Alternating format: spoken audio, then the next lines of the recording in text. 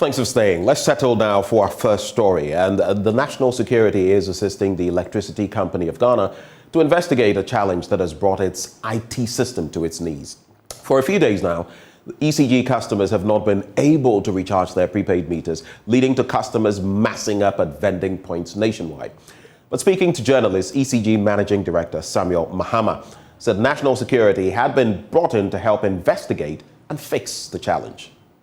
ECG is a national security installation, so most of the time when we have such difficulties or we have such problems, they have to be informed immediately for them to also come in and also do the assessments and understand the difficulties. On the second part of your question as to how much,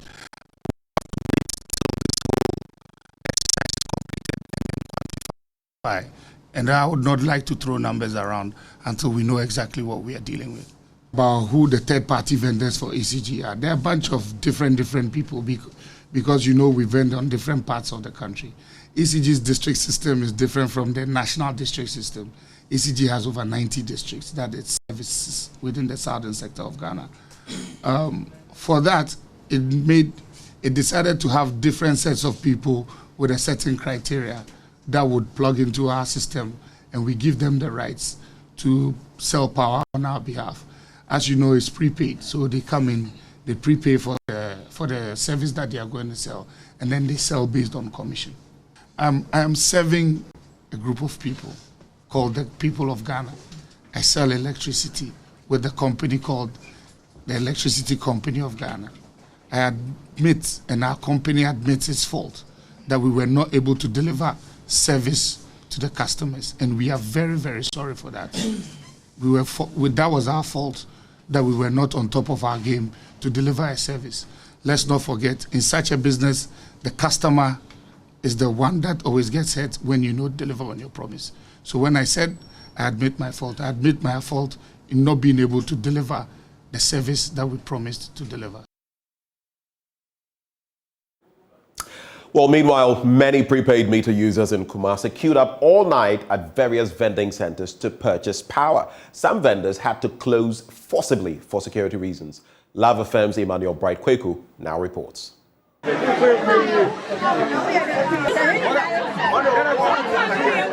So these are frustrated customers of Electricity Company of Ghana who are hoping to get electricity.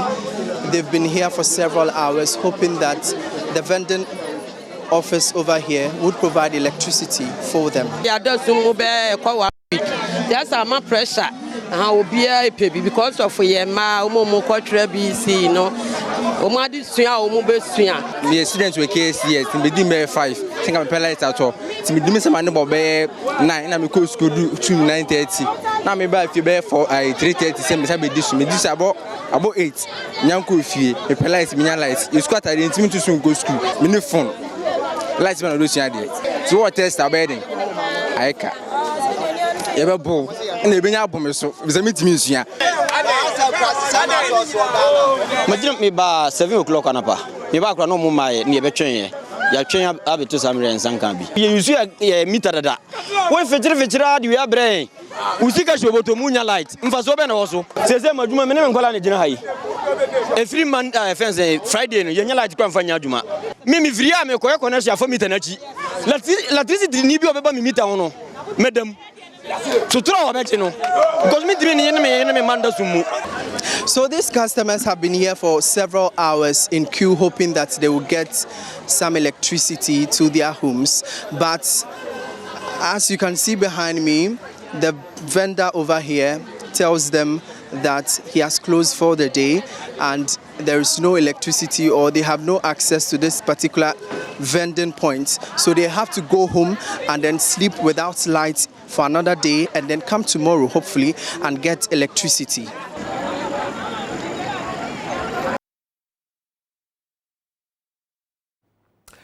Let's talk now as the Minister for Food and Agriculture, Dr. Wusue Friakoto, says harmful chemicals used in illegal mining are the greatest threat to cocoa production.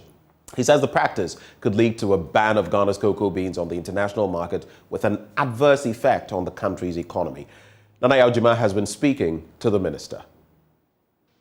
About 30% of the country's total earnings is from cocoa. The cash crop, which is largely located at the gold belt of the country, is under siege by illegal mining operations. According to Dr. Efiri Akoto, research by Cocoa Board has revealed only 2% of cocoa farms have so far been lost to illegal mining.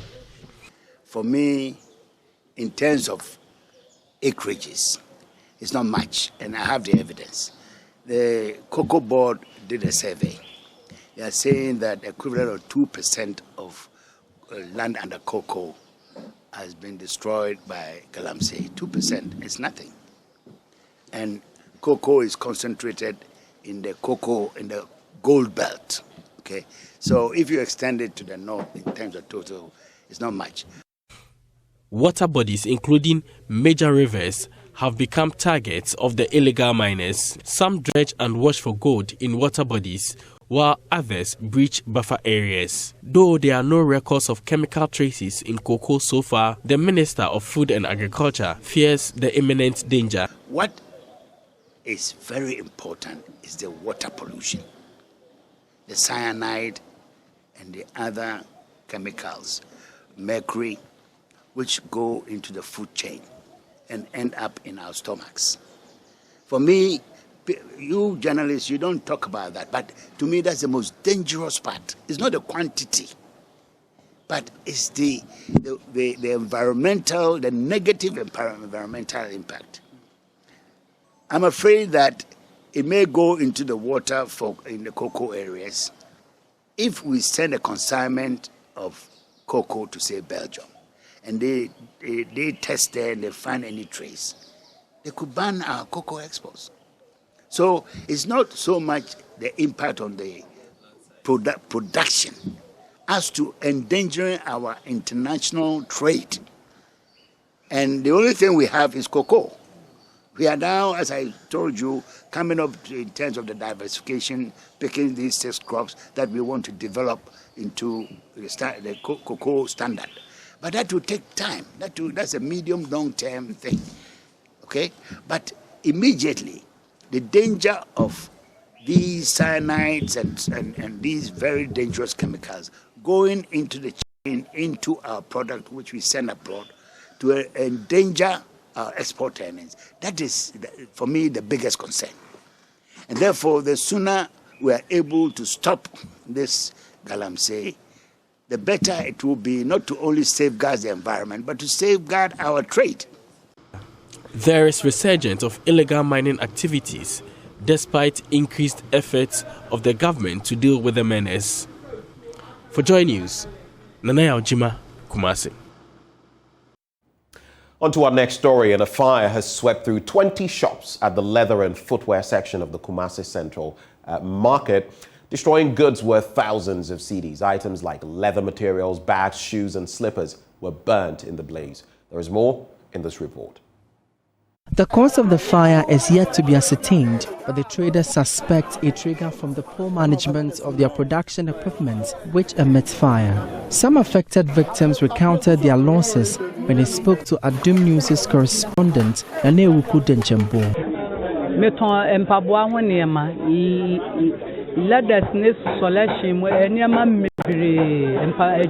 I sell leather, glue and other footwear accessories.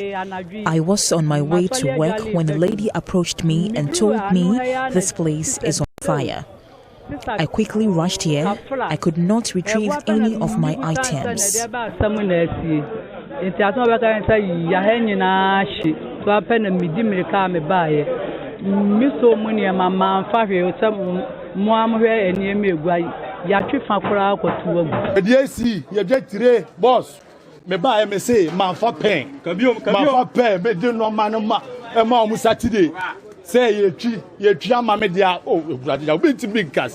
I couldn't salvage anything. My capital is all gone. I graduated from school 3 years ago. I was hoping to use this to fend for myself.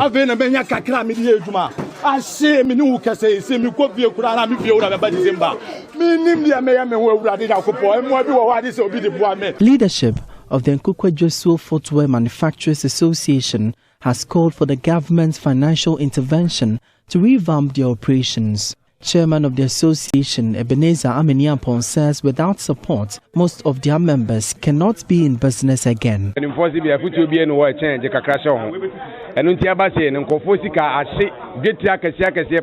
Times are hard now. Their monies are all gone. We are only imploring the government and people to come support them.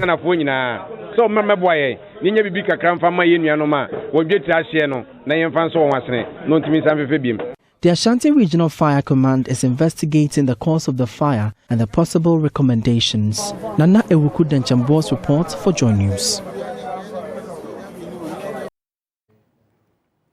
Let's talk education now. And the 2007 year group of Prempeh College has handed over a refurbished science laboratory to the school to prepare students for the 2022 National Science and Math Quiz Competition.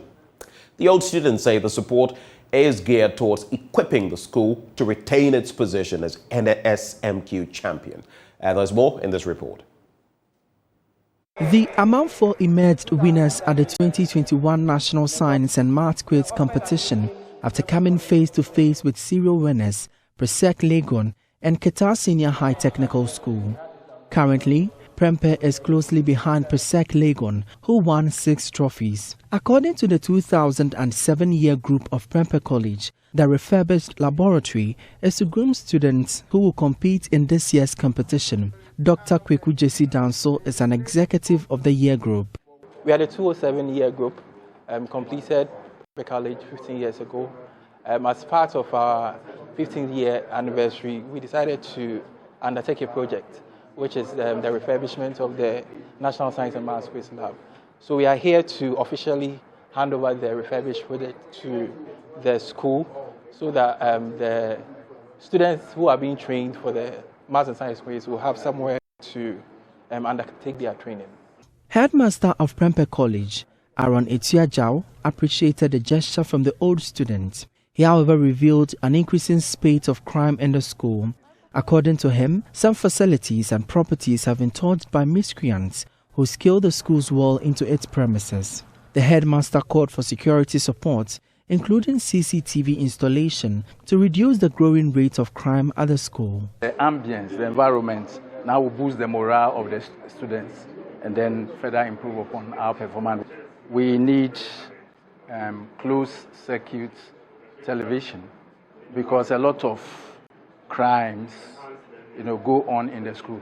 Library was burnt twice. 2 of our vehicles were burnt. The post office was burnt. The assistant headmaster academics bungalow has been burgled. Anita Sewajiga's report for JoyNews.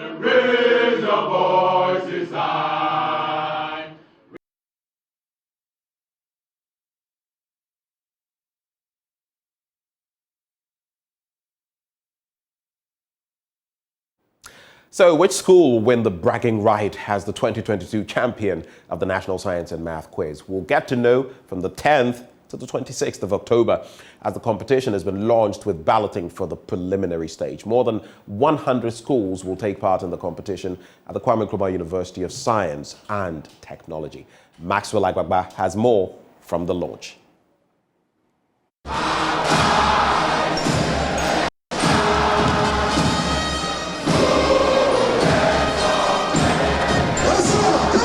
The excitement from the 2021 National Science and Maths Quiz is still fresh in our memories. Although her school did not win, she won the hearts of many. Her name is Francisca Lamini, now studying at the Harvard University. More than 20 years since the inception of the National Science and Maths Quiz, we've not had any girls' school winning the National Science and Maths Quiz. So if you have one lady in the competition, from Qatar Senior High Technical School, we are here in Qatar Senior High Technical School. We need to do this for the affirmative action, and I'm doing this for Francisca Lamini, who is in the finals. So here's it.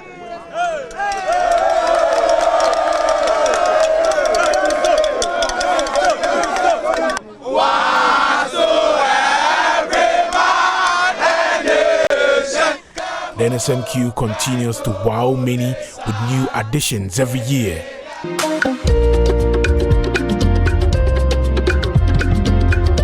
The The Sikh tune, which has been used for more than 15 years, has been replaced with a Ghanaianized version, which features the Ghanaian percussion instruments like the local drums and more. In this new Sikh tune, participating schools and their old students will get their favorite Jama flavor.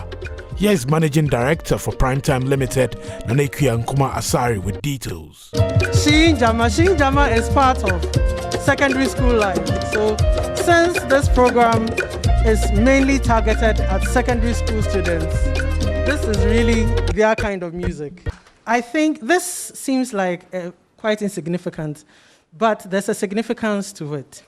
One of our aims as organizers of this competition is demystifying, science, making it look like everyday, letting us see the everyday bit of science in our lives. So, what better way to do it than to make even the Sikh tune look like us? The 2022 National Science and Maths Quiz is expected to generate the usual thrilling sensation that always grabs the attention and interest of the country. For old students of the participating schools, the NSMQ provides the right platform for them to brag about their former institutions. Coordinator for the PSEC Legon NSMQ team, Jidepo Afram, says old students always have their eyes on the trophy and nothing else. As coordinators, there's always pressure from old students, but how you handle it is very important. The old students are expectant of nothing but the trophy, and especially on the part of PSEC, even a second in the competition, it's like we have not done any job. So they are always expecting a lot and they will put a lot of pressure. I think over the past years, I've worked with the old students a lot, and they know the work that myself and my team we can deliver. So as time went on, the pressure that they mount has actually decreased.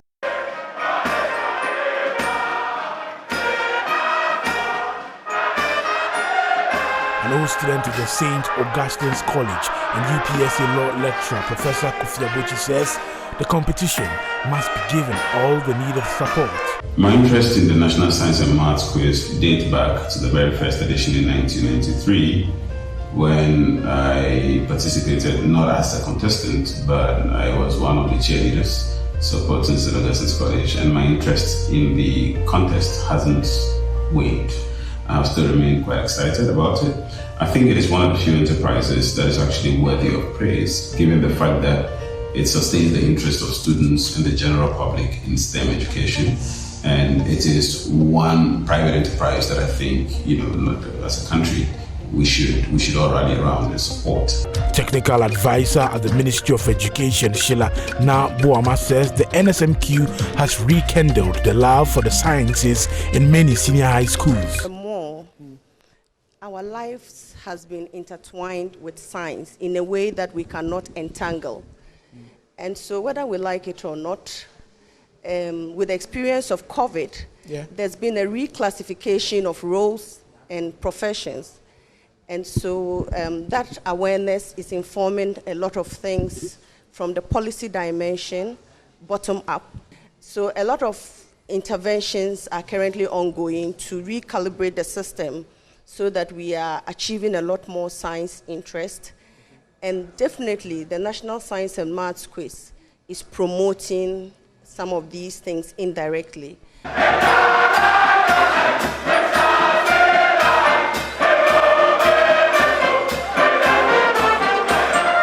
Per the schedule, the preliminary stage will take place from the 10th to 13th October. The 1/8 stage will be from the 15th to 18th October.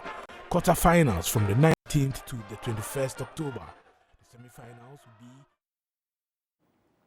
Well, the full report of that airs later right here on the show. And that's how we draw the curtains on the AM News. Do stay with us. The news review up next.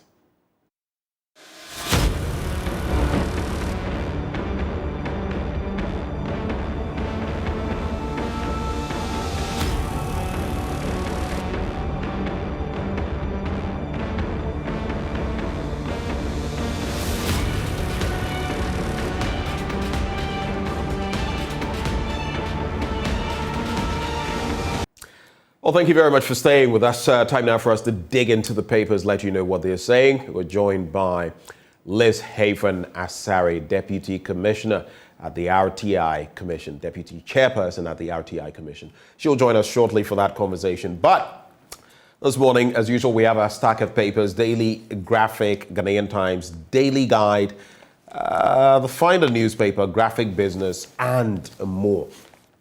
And lots to talk about. We'll be talking about the economy and that latest downgrade as well, because Moody's has also downgraded us in terms of our credit worthiness, and it has dropped us to CAA2, junk status. I'll be telling you a bit more about that later. But for those of you who followed the conversation yesterday as I was interacting with some people in Kaneshie Bishop, and you know the story if you didn't follow it just briefly.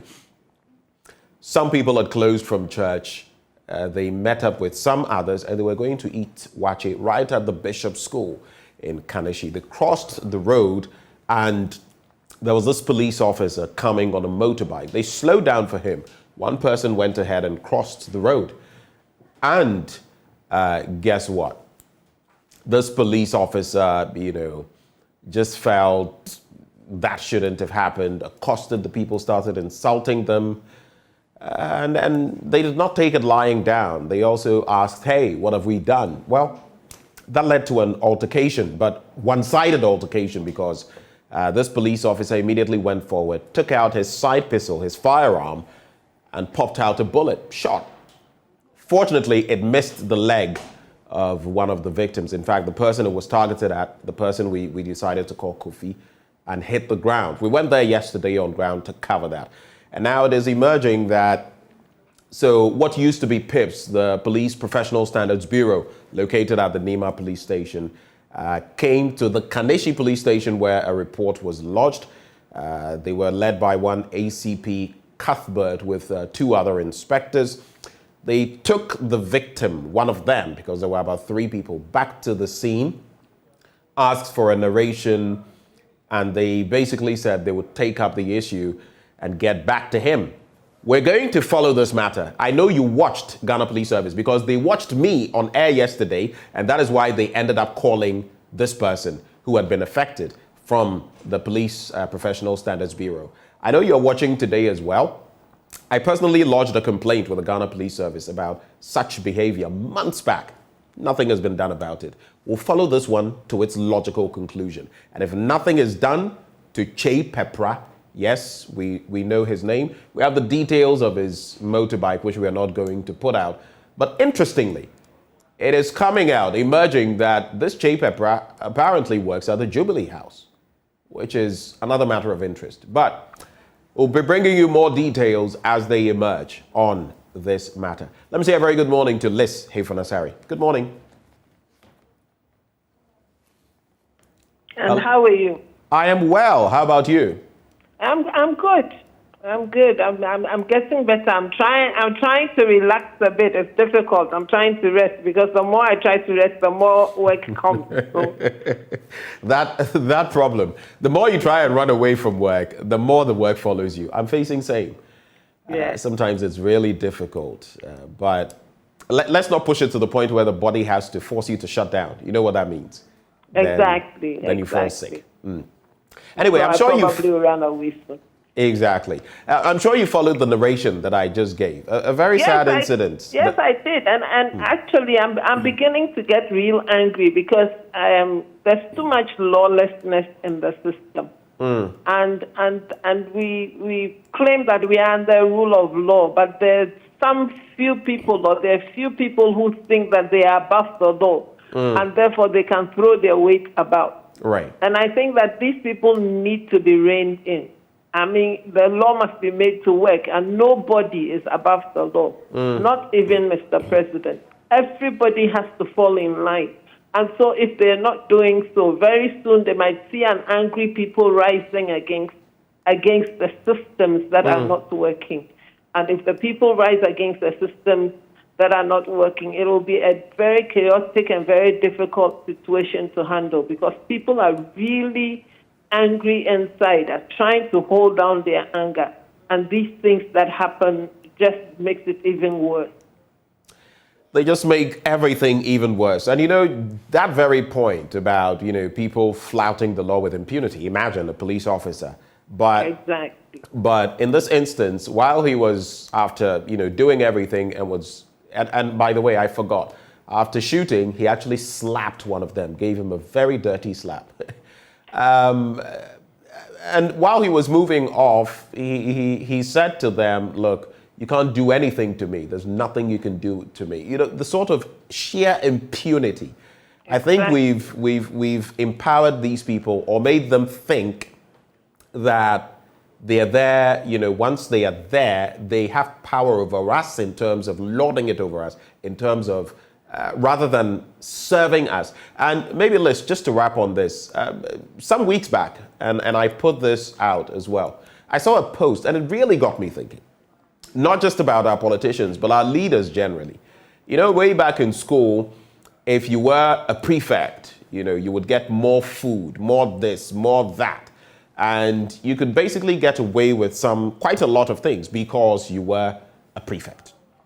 The person made a post about how the systemic problem with our leadership starts from there, where, people think that, for example, one prefect can come to the dining hall in a boarding institution, take an entire bowl of food and run away with it. Because guess what? He is a prefect. So we create the system of entitlement.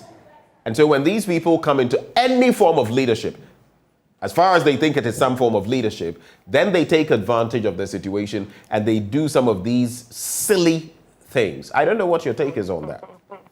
Not where I went to school. Where I went to school, if you were a leader, it means that you were setting an example for everybody else to follow. So if you did something like that, you'd be called to order. And where I went to school, you wouldn't even get to be a leader if you were not well behaved, if you were not respectful, if you did not have good interpersonal relationships with everybody. So it's very difficult to picture some of these things happening. And I have seen and I have heard stories about people behaving that way. But where I went to school, no, you'll be groomed as a good leader. Actually, everybody is groomed as a leader. It's only that a few are the ones who are made to have those leadership positions. But from Form 1 to Form 5 to Upper 6, you definitely would at one point in time be a leader. You'd be a class prefect. You would probably have to monitor the ringing of the bell. You have something to do. And even in our dormitories at the time, there was always a dorm prefect. So everybody would have a role and an opportunity to lead and to guide and to help groom. Excuse me. And that's why probably you won't see a lot of us behave that way. Very assertive, very proper. And people would say, oh, you're too chain, you're too prim, bro, call you all kinds of names. But then that's what we should see in all our schools. We shouldn't be grooming prefects to reign with impunity, even in the secondary schools. Because in those early years, if that is what you're made to do and feel that you're all important, then when you come out, that's the same way you will behave. Let's get into the papers list. The Daily Graphic this morning, the banner headline, "Things Must Change." President urges SOEs, state-owned enterprises, and there's that special supplement on banking, which I'll give you some snippets of. Then there's, "We will resolve all challenges, ECG assures customers." I know you'll have a take on that. And then Cocobot secures $1.13 billion to purchase cocoa. So let's start with the big one. Things must change, but how? President Nana Addo Dankwa Akufo-Addo has directed that the causes of infractions in the 2021 Auditor General's report be examined and the people responsible identified. He has again directed the Director General of the State Interest and Governance Authority, that is SIGA, Edward Boateng, to work in collaboration with the Auditor General to make the necessary recommendations for action to be taken as prescribed by law. The SIGA head should also submit a report on the above directive to the Chief of Staff, Akosua Frema Osei Opare, within 4 weeks.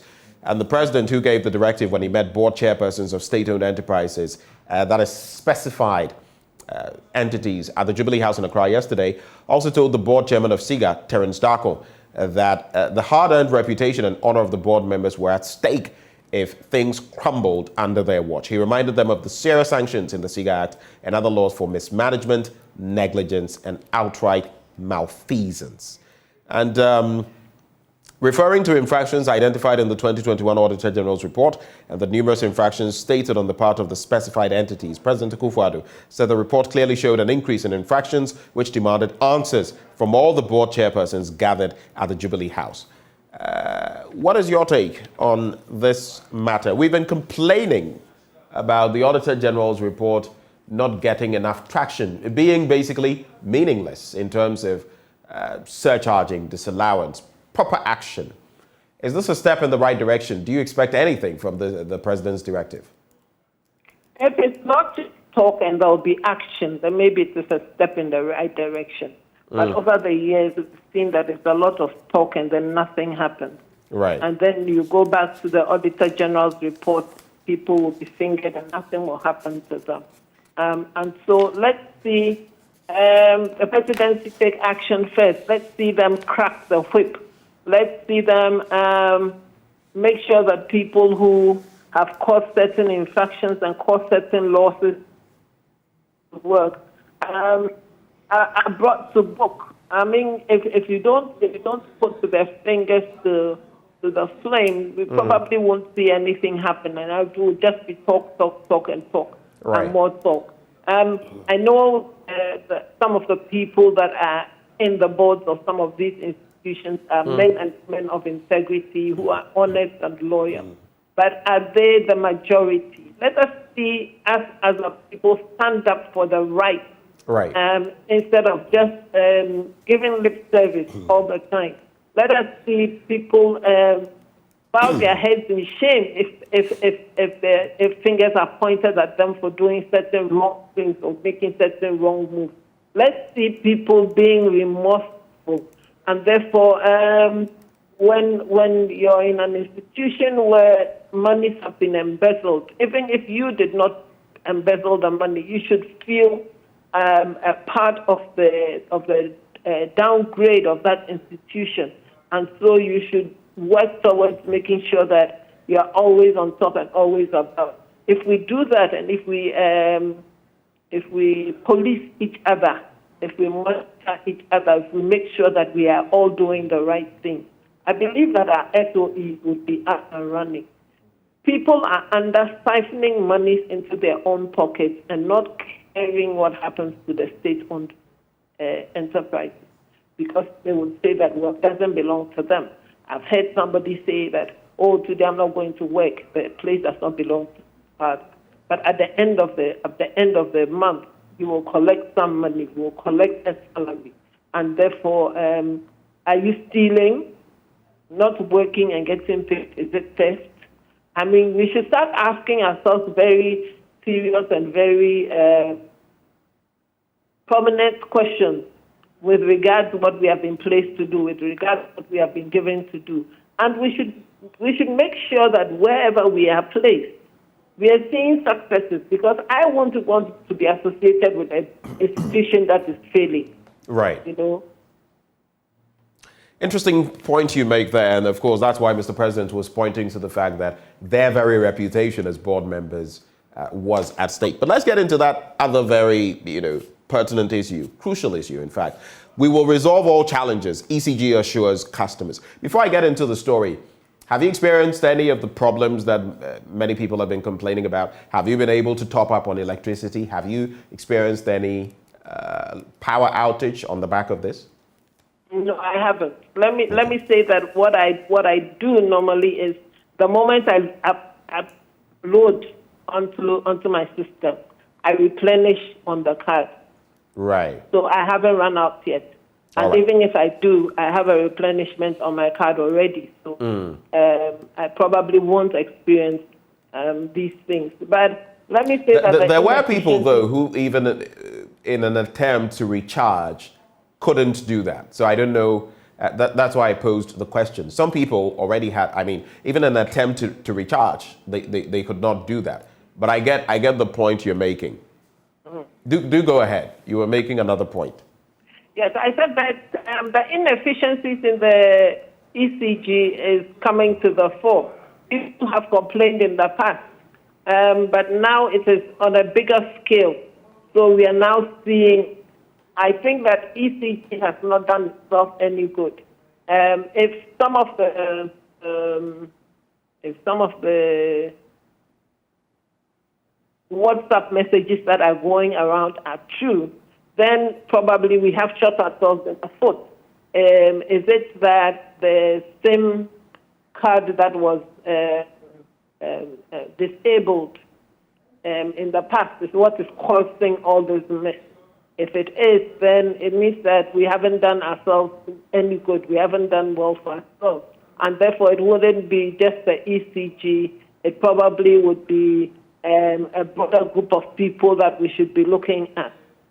And I keep saying that time and again, we don't think through policies. We don't think through the implementation of policies. We keep doing ad hoc interventions. We keep doing ad hoc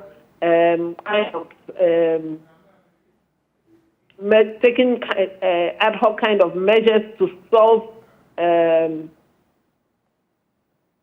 issues. But we are solving it temporarily. We are not solving it long term. And each time we do that, we compound the problems that would face in the future because we are not looking holistically at the picture.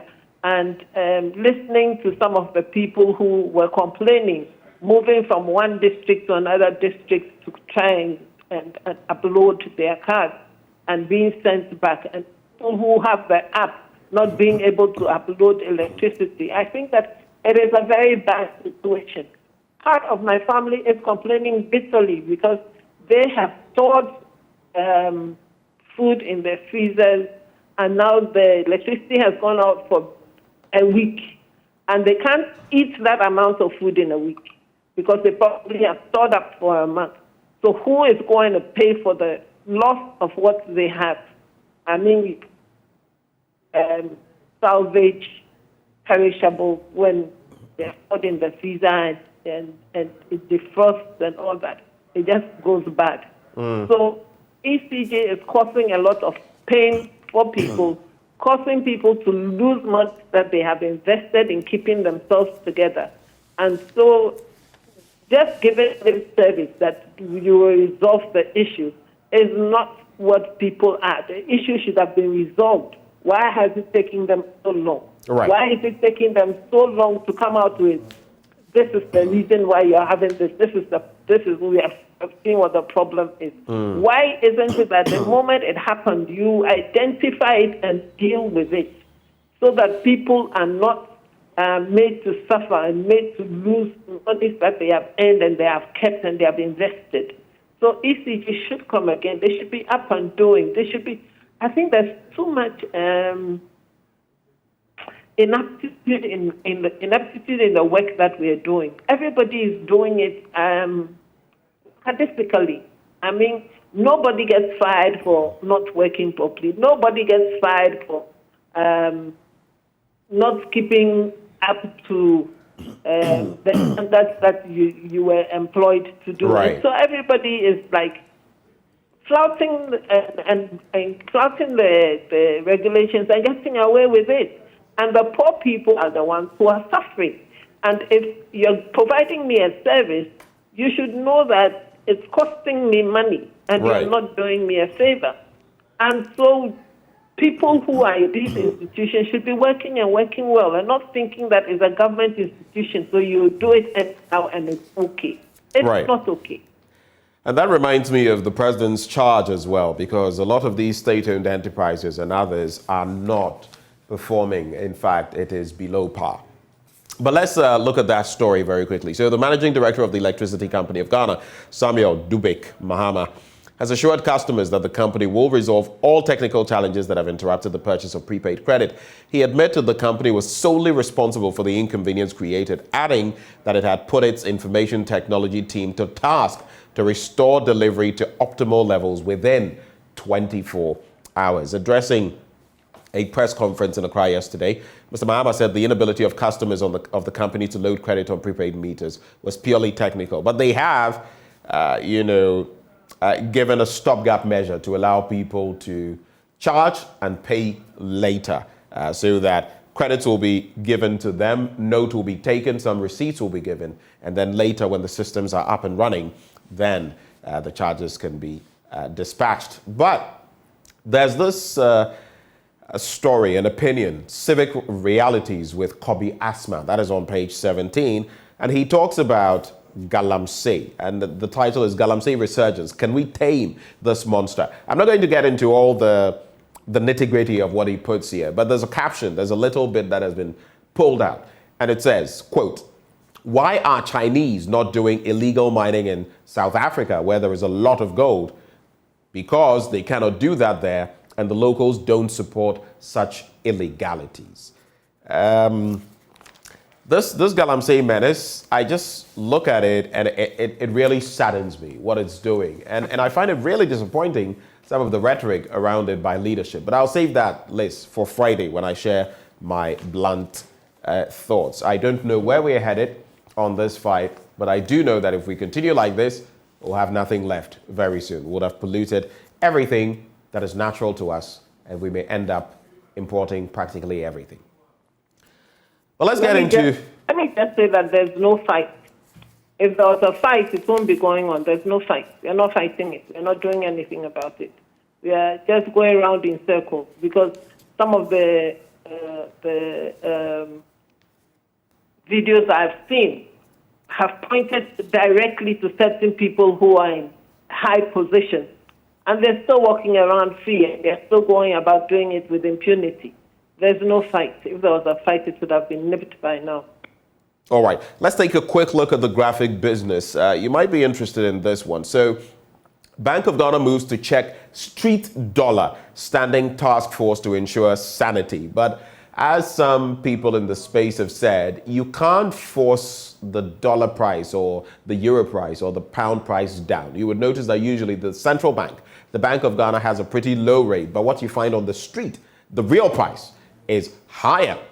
And so this team is hoping to check that street price. But you see, the metrics, what actually is pertaining when that businessman goes for hard currency and engages in business is the reality. And so if you force it down, I don't know, people like, the experts have said, we'll find a way of going to the original price. But we'll see how that pans out, whether it will not drive people out of business and whether we can forcefully push down the inflation in terms of the depreciation of our currency and try to stabilize it from that angle. But there's also Alisa Hotel Tema opens for business. CD depreciation eases. The story on page 23. This doesn't give me too much comfort because in recent times I've been checking the prices and still, from when it dropped to a little under 9 cedis and a little over 9 cedis, and now shooting over 10 cedis again, that is not on, like some people would say. But why Ghana collects less VAT revenue than payers? Tax clearance certificates are digitized. So if you look at it, Ghana's VAT revenue accounts for 18% of its total revenue. The ratio is lower than the African average, which is around 30%. But don't be deceived, there are different dynamics to this, which explains our situation. Then the GRA aims to raise the ratio to 20% this year and 30% by 2024. The GRA blames low compliance, including underreporting, undercarding, and the non-payment of VAT for the low inflows. So we're going to hike the VAT rate, the ratio, I should say, and of course the rates could also be affected, but the ratio in the coming years, hoping for 30% in 2024. And a very quick thoughts on that before we move to the next paper. So with the Bank of Ghana, I always keep asking, and I've never gotten an answer yet. Why are we always so fixated on exchange rate? with regards to the dollar?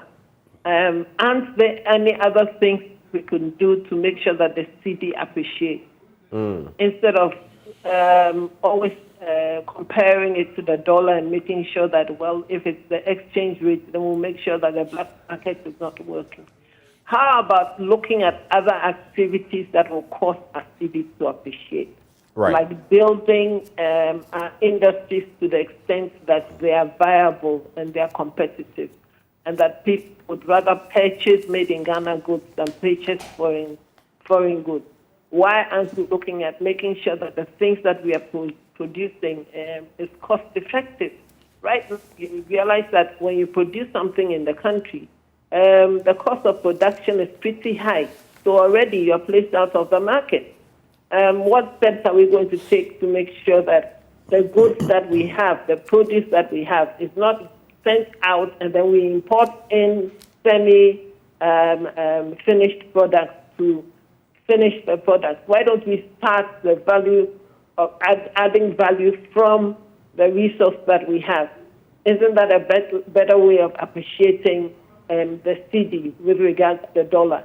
Because if definitely we are importing more than we are producing, then definitely the dollar will go up because everybody is looking for dollars to import what they want to produce or to import what they want to sell.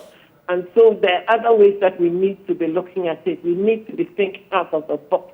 We need to be getting more creative. We need to be making sure that our industries are producing at a minimum cost so that when they are selling what they have to do, it's competitive internationally. Even in Ghana, it is not. You import things that sell for cheaper on our shelves than things that are produced here. And sometimes the things that sell cheaper on our shelves are of better quality than the things that we have produced here. So let us make an effort to make sure that what we are producing is competitive and the prices are also competitive. And then you can encourage people to be proud in what they have produced. And the quality must be the same or above what we are importing. Right. Some quick stories to wrap in the next 3 minutes or so. President wraps board's management over AG's report. That's the Ghanaian Times newspaper. Don't let power corrupt you, judges told. And we are sorry, ECG apologizes to customers for system failure. Let's also get into the Daily Guide newspaper. Chinese man charged with attempted murder. And there's a picture there of the victim with plaster over where he was allegedly stabbed. It's his neck. Then Mahama jabs government over $100 million petroleum receipts, and NDC fights NPP over e-blocks. There's also Ghana seeks re-election to ITU Council. Let's take a quick look at some of these. So the NDC appears to be on a collision course with the ruling NPP over which political administration has completed more of the 124 Community Day Senior High School projects. According to the NDC, the government is in a futile effort to distort the record of the Mahama government. And in a statement, the opposition party said the handing over notes of the former Minister of Education under the Mahama government, that is Professor Jane Opoku-Agyeman, bears out that the NDC completed and commissioned 46 out of the 124 Community Day Senior High Schools it initiated, rather than the 20-something, I think 29, that has been purported. The former president has also criticized government for using $100 million of petroleum receipts to offset a loan taken up by the Ghana National Petroleum Company, that is the GNPC. According to him, the action by the finance ministry is an illegality, insisting that, quote, there can be no justification for diverting revenue accruing from the nation's share of petroleum resources into any other account outside the Petroleum Holding Fund. There are more details of that story. There was a story in the Ghanaian Times that I forgot to bring up.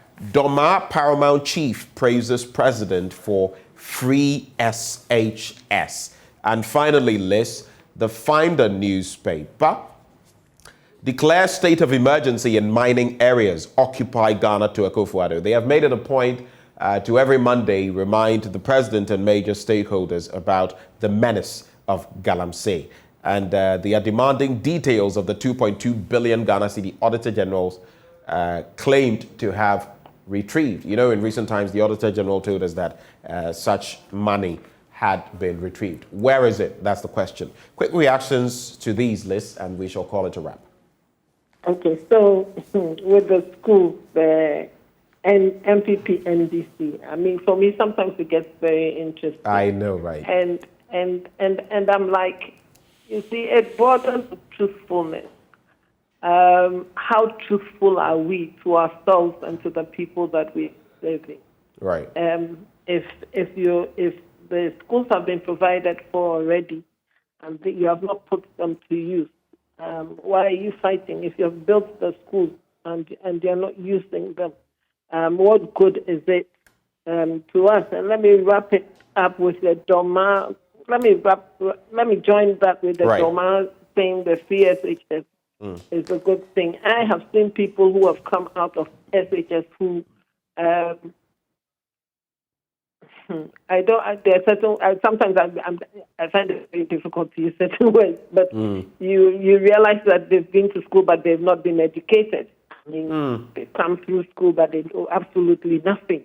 When I finished secondary school, if I try to ask them some of the questions that I could answer out of secondary school, you realize that they are empty unless they have been to the A-class schools. If they have not been to the A-class schools where probably you do some learning out of school and it's not everything that you take up when you're in the classroom, then you realize that there's a disparity in students who are coming out of free SHS. It depends on where you went to school. But that is not what we want. We want to see that all of them are coming out of school and being able to be integrated into society. If you're not going into university and you finish CHS, you finish SHS, you should be able to be a clerk in an office, be able to understand certain simple instructions. Right. We are not getting those kind of students. No, we are not.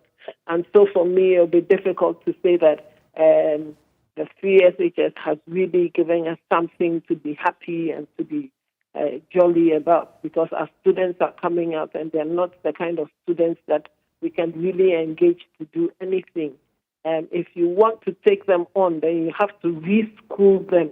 Okay. Even in very basic things, you know, and it becomes very difficult. It becomes very difficult sometimes for me when I give them an opportunity. And I say, okay, so you go and draw up this thing, and I give them details, and yet they can't bring back to me what I've asked them to go and do. So it becomes very difficult. I guess it's pretty problematic, but it's another one of those hurdles we must surmount. Liz, we're grateful that you took the time to join us this morning. Yeah, okay. Thank you. Liz Hayfan-Asare is a deputy chairperson of the RTI Commission. Sports is up next, and definitely we'll be telling you about the FIFA World Cup. Our players had a very good outing over the weekend, but what are the prospects moving into the Mondial? That and more coming your way in sports.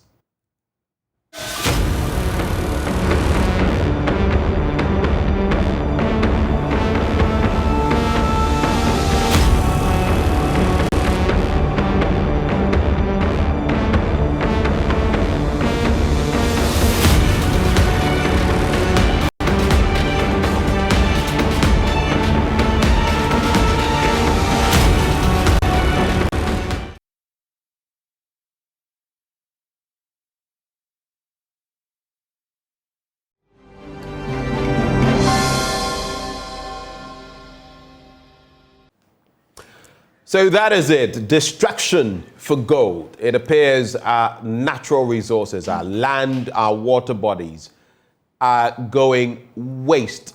And you saw the kinds of, content our different rivers are producing, as yesterday we hosted my colleague Erastus Asare Donko. So we've been in the Nimri Forest Reserve, Samre Boy in the Western region, and it's on the back of that latest Hotline documentary, Destruction for Gold. We get into the details of that with our guests, starting with Inusa Fuseni, a former Lands and Natural Resources Minister. A very good morning to you, Mr. Fuseni. How are you? I am very well. I hope you are too. I'm good. Great. Yeah. What is your reaction? I'm sure you've followed that latest Hotline documentary, what we've put forward, and you've seen the state of the river bodies in some parts of the country. It left a very bitter taste in my mouth yesterday when I saw all of these river bodies, about 8 of them, and what the water looked like. Later in the evening, I listened to some fisher folk talk about the quality of produce they're getting now and how even the fish seem to have evolved negatively. But what is your reaction to this latest documentary? I think it's proper for me to congratulate Joy FM for this documentary. I watched it yesterday. I think that this is what could bring the issue of the illegal mining activities and its ravaging effects on the environment to the fore. I mean, many people they cannot perceive or understand and see clearly the damage that is being caused to our environment by the activities of galamseyers. And so I think it's proper for me to congratulate Joy FM for this wonderful piece of documentary. I was not shocked. We have always known that the activities of these miners being pursued with careless abandon will lead us to this state of affairs. And we have always suspected official collaboration in this activity, illegal activity of galamseyers. And so I was not surprised. I mean, hasn't it come to you as a surprise that the government, when it took over the reins of this country in 2017, placed a blanket ban on illegal small-scale mining for close to 2 years? The Bank of Ghana reports that within the same period, about $10 billion of gold was exported to 3 countries, India, UAE, United Arab Emirates, and Switzerland. Where did the gold come from? And who were those who were mining the gold? And so clearly, I mean, this matter clearly has been a matter where the government has closed its eyes to the nefarious activities of some illegal small-scale miners who are sympathetic to the government. I mean, hasn't it? I mean, isn't it baffling that the initial equipment that were seized by the task force went missing? Close to 700 equipment went missing, and nobody was held accountable. Don't you think that that will embolden the military and the police to also take the law into their own hands, and that when they confiscate or seize property on the illegal small-scale mining sites, they keep it to themselves? Because, I mean, if they send it to the authorities, they'll get missing anyway. That's a rather dour reflection on this situation. Are you saying that basically the cause is lost? This morning I was interacting with Liz Hayfan-Asari, who also shared her thoughts on the matter, and she was basically asking me, what fight against the galamsey? In other words, for her there is no fight, and I have spoken to people who have shared similar thinking. But you cannot fail to see that there has been some action. You cannot fail to see that whatever your problems may be with the Lands and Natural Resources Minister currently, Mr. Jinapo, he called 5 of his regional ministers from different regions to help address the situation. You cannot run away from the fact that something is being done, but is it enough? Nothing is being done. Nothing. Absolutely nothing. That is grandstanding. You know political grandstanding? When the speeches, the pronouncements, a public pronouncement of people in authority seem to suggest that something is happening, and on the ground, it is not reflective. It doesn't reflect those pronouncements. That's grandstanding. Okay? Now, how do you explain that nobody was held responsible for the presence of 838 chamfans on the River Ofen? How do you explain that people have gone into the forest reserves when the law clearly prohibits mining in the forest reserves, and they are bold enough to confront chiefs and say that they got their mineral rights from the Minerals Commission? How can you explain that somebody working at the Ministry of Lands and Natural Resources conspires with another person to mine illegally while taking money under false pretenses from that person? And when that that person who mines is, when the person working at the Ministry of Lands and Natural Resources is arrested, he's not charged with complicity in illegal mining. He's charged with defrauding by false pretenses.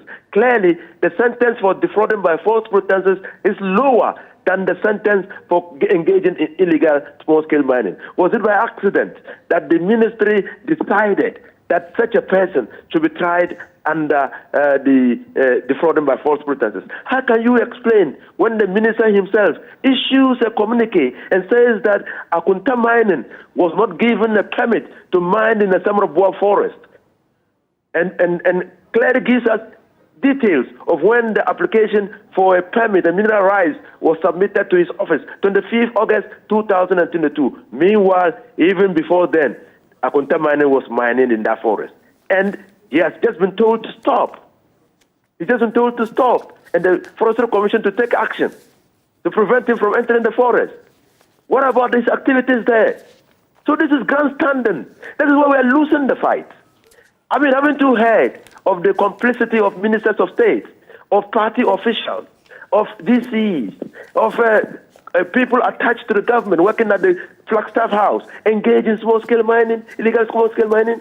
Haven't you heard those reports? What do you think that report does to people? But Mr. Fuseni, has this been proven beyond reasonable doubt? Do you realize that these are serious matters that could come with serious consequences, which is why the law, and you know the law, ensures that before you go about, making such allegations, you have your facts right. In the instance of Akunta mining, the Ashanti Regional Chairman of the NPP has come out to say he is not engaged in illegal mining.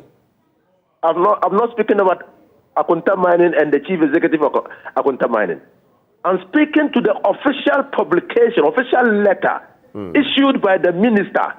Have you read that letter? Have you read it? This is coming from official sources. A person we have put in place to administer the affairs of the Ministry of Lands and Natural Resources. He says Akunta Mining was not given mineral rights. And do you choose to believe the Chief Executive Officer of Akunta Mining over the letter from the Ministry of Lands and Natural Resources? Is that your allocation of the burden of proof? No. That should not be the case. My brother, things take their color from their surroundings. We have, even very early in the game, very early in 2017, I was already receiving reports as former Minister of Lands and Natural Resources that what the government had simply done by placing the blanket ban was to reverse the issue. The government had clearly prohibited small-scale mining and allowed persons sympathetic to the small-scale miners, to the government, to mine under the cover of darkness. And we have, what's his name? The Secretary to the Anti-Galamsey, or what is it, Galamsop, and the Arimea. You're referring to Charles Bessu? Yes. We saw the revelations. So if government put a blanket ban, put a blanket ban on illegal small-scale mining, how come that 10 million, the Bank of Ghana, unless you also choose to believe that the ban was effective? The Bank of Ghana reports that $10 billion worth of gold was exported to 3 countries within the period that there was a total ban on mining activities, small-scale mining activities in this country. So these are some interesting dynamics that you bring to bear. Let me bring in Mr. Al-Hassan as well, Communications Director, Ghana National Association of Small-Scale Miners. Mr. Al-Hassan, a very good morning to you, sir. Good morning, my brother. Thank you for joining the conversation. Now, when you look at the latest trajectory that this entire conversation has taken, it is clear that we are losing out. It is clear that our natural resources, both land and water, are petering out. They are being lost to the menace of illegal mining, aka Galamsey.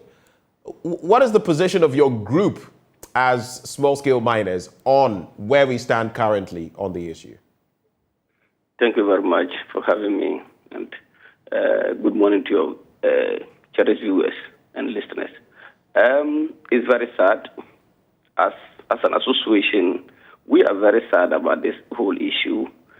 The reason being that there are many people in this country who always blame the small-scale miners and always call them illegal small-scale mining, But per the law, there's no law in this country which gives licenses for small-scale miners to mine on river bodies.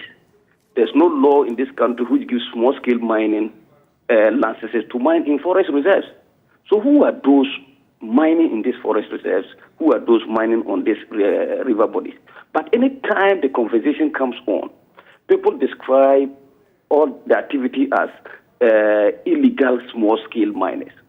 Why always? Because per the laws that we have, before you can even enter into the forest, I think they give recognizance, prospecting, and leases to mine in the forest.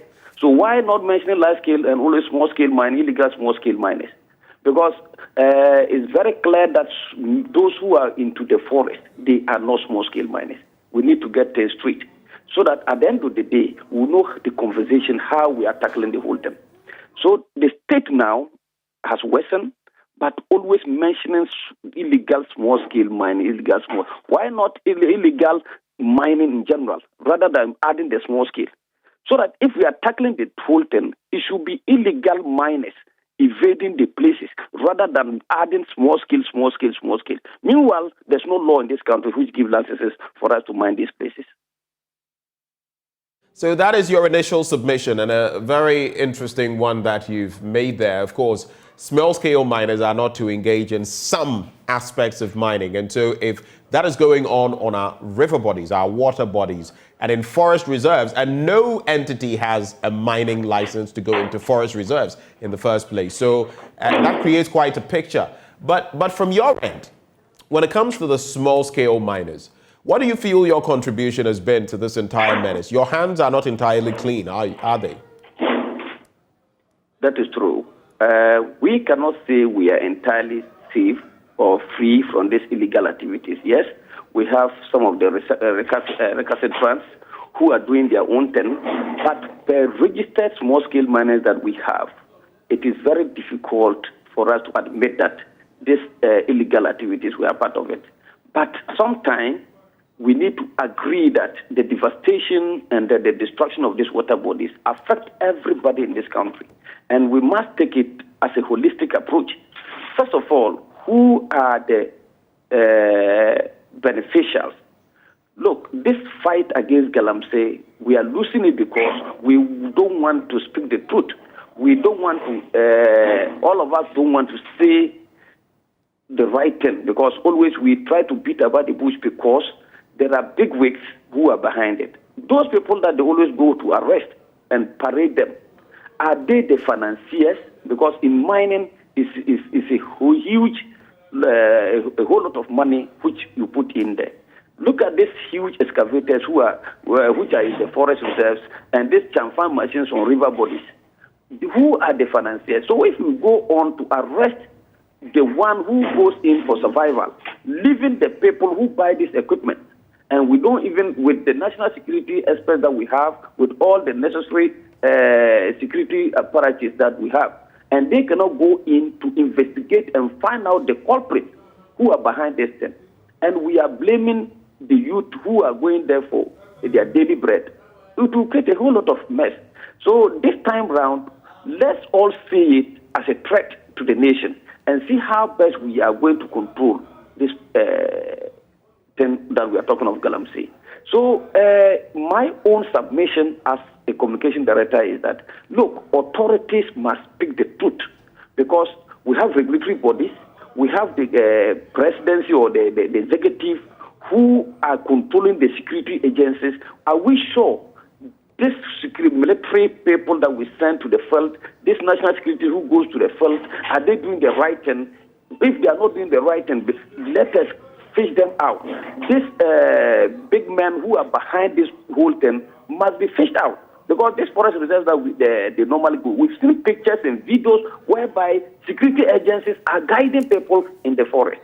So who asked them to go there? Who give that command? All these things we have to check and get to the root of the whole thing. Though we may blame chiefs, that is true, because it will be very difficult for a canoe to go on a river body to go and even fish while the chiefs will not be aware. So if chamfans are on the river body, the chiefs cannot exempt themselves. If chamfans are on river bodies, community leaders and assembly members cannot be exempted. District chief executive, they are having district security council and they are having district mining committees. What are the committees doing? Do they follow up to find out the reality on the ground rather than coming on television to defend themselves? So until we all admit and stop defending ourselves and stick to the truth, we will not get the remedy. Let me bring in Elizabeth Va, who is with the Ghana Environmental Advocacy Group. Your team has petitioned the lands minister. Before I get into other substantive questions, give us some details of that petition. To, once he was on, news file about 2-3 weeks ago. Right. And he said we should be mindful of condemning all small-scale mining because it contributes 40% of Ghana's gold production. So the question whom are you referring to? The lands minister? Lands minister Abu Jinapo, yes. Right. So the question from our group is, where is this 40%? How much of this is actually coming to the state of Ghana for the benefit of the people of Ghana? Is the cost to the nation of this 40% gold production worth it? Has he done any cost-benefit analysis? How much of this gold is actually in Ghana's reserves? A few other questions. These do we know how these people are going about their production process? And where is mercury being used? Where is the gunk from the activities ending up? Is Ghana as a whole really, really ready to pay the price for that 40% that he mentioned that is only going into private pockets? I dare say that if you look at what actually comes to Ghanaians, it's not going to be even 20% of whatever billions of dollars is being taken out of our reserves, our forests and rivers that our people are going to be suffering for. We want to have a bit more information, and the youth deserves more than just becoming conduits, becoming forgotten mess in this whole thing. They deserve better than what the lands minister and other people who are, championing small-scale mining and those things are doing. They deserve better. When you we've asked them those questions, and we would expect to get answers, hopefully. Yeah. Right. Now going to that latest Hotline documentary, Destruction for Gold, and what it clearly evinces that we are losing the battle against Galamsey. Where does that leave us? Because turbidity levels are higher than we've ever seen them. Our river bodies appear to be more polluted than we've ever seen them. The fish, the marine life, they are dying. Where they are still in existence, you'd see that they are deformed, so to speak. And no surprise, because these water bodies are, polluted by cyanide, by mercury, and all kinds of things. Where does that leave us in the fight against Galamsey? In fact, looking at River Tanwa yesterday, I cried. I cried because Tanwa and Amanzule are like yin and yang. And Amanzule is dark and beautiful, and the Tanwa is said to be fair and just clean and so beautiful. Because of her gold, or I don't know whether it's a he or she, but because of the gold, And so these rivers together always did something to me. And looking at pictures of Tanwa yesterday, I couldn't control myself. Now, are we going to get anywhere with this expose? A year ago, I was very optimistic when the president said all the flowery things and they were going about burning stuff. Today, I am not. I do not trust one bit in anything that our government is going to do in response to this. So for me, my call is to Ghanaians. There are 30 million of us. This is our 16th century moment. This is our version of the slave trade. Are we going to be watching the people who are giving the orders for people to go and arrest their fellow men for the slave market? Are we going to be part of the ones that are actually doing the catching and selling to the slave raiders? Or are we going to just sit by and watch all this go on, or find some hole to hide while all this is going on? What will history tell us? What will posterity make of us? There are 30 million of us. And in our various communities, I don't know how many of us go to our communities, even bother to check in on them. I'm looking at the Minerals Commission's own website. I don't know, I sent pictures of that to your producer. We have about 2,000 licenses, active licenses now. There are almost 6,000 applications that are waiting for approval. So imagine this. Even with the so-called legal side, if all these licenses go out into our communities, there will be nothing left. So we can't sit back anymore. I saw a picture like this of Joy Lagoon, and that is what drove me on this road for the past 2 years. Every Ghanaian has to be concerned. I don't trust what our government is going to do. I don't know what anyone will tell me to make me believe anything different, because we've seen this before. We have even seen pictures of roads, first-class roads in between Enchi and what other town, and that road is being cut into two. It's been what is it? The Galamsey or whatever. They've cut that road into two. We've seen these pictures so many times, and thank you to Erasmus and all those actually putting themselves in harm's way, going to these places to take these footages. It's to prick our conscience. Let's call on our communities to stand up and fight for their heritage, because if we just sit there and let this come on up and down, we talk a few days, the media moves on, we all move on. We're just in our slave trade moment, and we are going to be looked on really, really badly by posterity. The government, the president, the words will come, very nice, beautiful words. I don't know if it will go anywhere. All right. Right before I move on to Mr. Inusa once more, I just want to run this by you quickly. Someone on social media, a friend, ran it by me that, look, yes, the gold is worth a lot, but when the landscape is cleared like this, deforestation, the trees, what happens to them? The person suggested that there could be something, apart from the gold, these people could also be dealing in timber, lumber, and all of that, and cashing in on it. Is that an angle you've averted your mind to, something we should be considering as well? Not necessarily. We've been more focused on the devastation to start with. What is being taken out of there, they've degraded the land, and whatever they are taking there is just what do you call it? Excess, the loot from what. So what I mean is, initially, when this land is covered with trees and the rest in those forest areas, and then they engage in these activities, what happens to the trees? What do they do with them? No one is asking that question. Maybe they are even cashing in on those as well. That's another angle we should be looking at. They're making a lot of money off of our backs at the risk of our country. These communities, and I just received a letter from Asem Krom Youth. They have listed 20 reasons why the Minerals Commission should not give their area out for any miners, whether legal or illegal. They have listed reasons.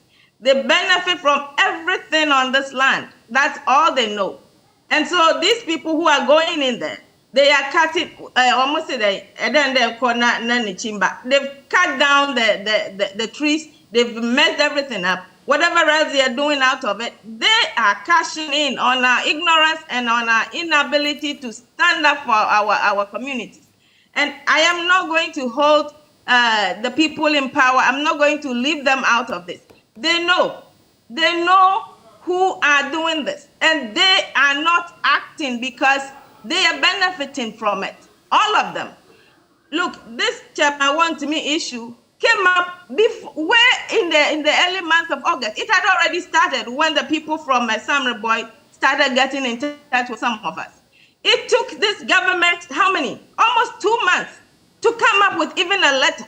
And Chairman 1 to me is walking around. Akonta Mining still holds on to their licenses. When will this happen? If I had the opportunity, or anybody who really means to do something about it was doing something, Akonta Mining's licenses for any other place will be cancelled forthwith. And then somebody would right now be in police hands, answering to why they are in this forest, the Nimre forest. But who knows what's happening to all those trees there? Who knows what's going to be the fate of that particular forest reserve? He's walking about free, and even the people who brought this issue up, now they are in danger. This is how we turn things around in this country. Right. Let me come to Inusa Fuseni on this matter. And Inusa, it's interesting. Even before I pose my question, there is this message coming through from Engineer Dr. Kenneth Ashigbe. I'll just read it right after I'm done with this. So we know about what happened, the stiff resistance from groups like Arosha, among others, when it comes to the Etiwa Forest Reserve and why we didn't want it to be mined. And the interesting bit that these forest reserves are not meant to be mined. We've seen people bequeathing forest reserves to their family members. Now we see people mining in forest reserves without a license. You can't have a license to do that.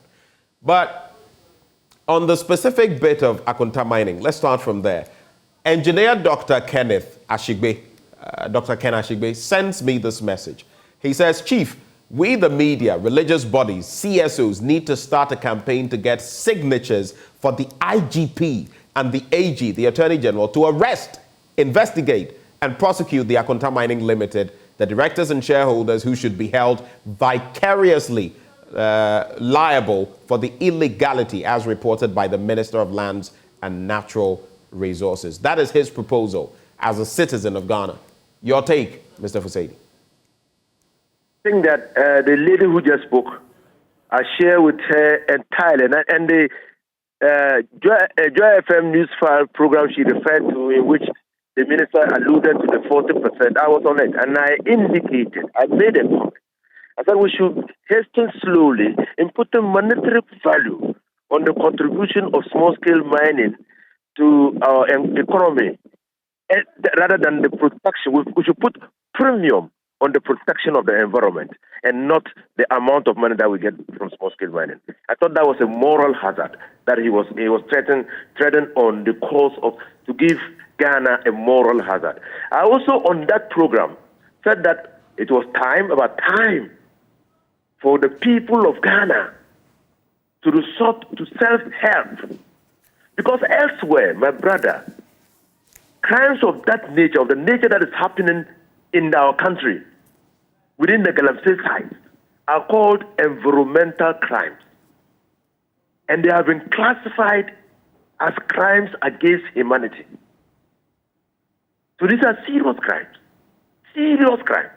And so, I mean, you need to understand that the crusade against the illegal activities of small-scale miners, and I agree with Alasan, it is not only the illegal small-scale miners who are causing destruction. The large-scale miners too are causing destruction.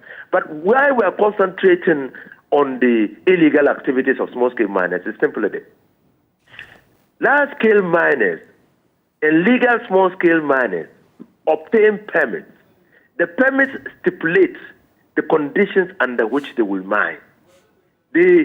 A withdrawal of their licenses can only come about if they breach those conditions under which they are supposed to mine. And so the Minerals Commission has a responsibility, indeed a duty, to monitor the operations of large-scale miners and small-scale miners who have been permitted to mine, to ensure that they mine in accordance with their license. That is why we don't normally talk about them. But we know that they also have some infractions because of the loose monitoring and regulatory regime. Look, my brother, the minister said that 40%, and the environmentalists have said it clearly. 40% of what? Against what? It will take the river bodies that have been destroyed close to 100 years, if we do natural resource accounting, close to 100 years to recover if we do nothing, if we just stop Galamsey and decide that we are not going to mine. It will take the river bodies close to 100 years, meaning probably none of us presently on Earth in Ghana will be around when the river bodies return to their natural state. Now, are you talking about the fishes? There are no fishes. The river bodies are dead. They are dead. Just a few river bodies are alive, and they are struggling to exist. They are dead. Akunta mining, when I was a Minister for Lands and Natural Resources, was not a registered entity. The Chief Executive Officer of Akunta Mining had a mine support company, which was called Hansol Limited. And our investigations revealed that he was using the mine support company to mine illegally. We stopped him. That is while you were still Minister for Lands and Natural Resources. We stopped him. You stopped him. We stopped him. Which area specifically was he mining then? In the Western region. In the Western region. So if it was an illegality, why did the law not kick in apart from stopping him? He was doing mine support. He was doing mine support, but the intelligence revealed that he was doing illegal activity. Okay? So he had a company registered at the Minerals Commission to do mine support. Okay? So we stopped him. We stopped him. We don't do mine support. He persisted. And this required recalcitrance. He persisted. We seized his equipment. He sent us to court. My brother, he came to my office many times. I said, you can't mine. You can't even provide support because you have breached the conditions under which you were licensed to provide mine support. He took it to many places. I stood my ground. He left me and went and joined a political party and got a license to mine illegally. He got a license to mine illegally. This is the situation. When we talk... Are you suggesting that he joined the MPP, for example, and by being a bigwig in the party, he was able to get, see his way through? Is that what he's suggesting? Well, I'm giving the narration of events. I'm stating the facts as I know. Just hit the nail on the head. You're practically saying that, so you might as well just confirm it. What I'm telling you is that, you can't put words in my mouth. Let me state my case. My case is that he had Hansol Akunta Mining didn't exist. But when we even left office, MPP government paid him compensation for the seizure of the equipment. They paid him compensation for the seizure of the equipment. So when we talk about our lack of trust in government's capacity to stop the illegal small-scale mining, we know exactly what we are saying. I, as a former minister, as a Ghanaian, as an environmentalist, I believe in the environment. You talk about Etiwa. Etiwa has been declared as a globally significant biodiversity area. You know what it means? It means that the whole world, there are certain species of trees, crops, butterflies, and frogs that you will find nowhere except Etiwa. If you destroy their natural habitat, we lose the species. Etiwa serves as water source for 3 water bodies. If we destroy Etiwa, we lose the water. You know what that means? That is why I again come to the lady who just spoke. If you will tell me her name, I will revert to her name. Elizabeth Va. She's with the Ghana Environmental Advocacy Group. That's why I agree with Elizabeth Ba. That look, What are we sacrificing our country for? What is the gain? I mean, if I went to Chechewure while a minister, and the Queen Mother of Chechewure told me that, look, minister, our forefathers, our ancestors knew that there was gold in water body, but they didn't mind the water body. Does it mean our ancestors were foolish? They were thinking about us. They were thinking about the children they were bringing forth and their children. Let me run these two thoughts quickly by you.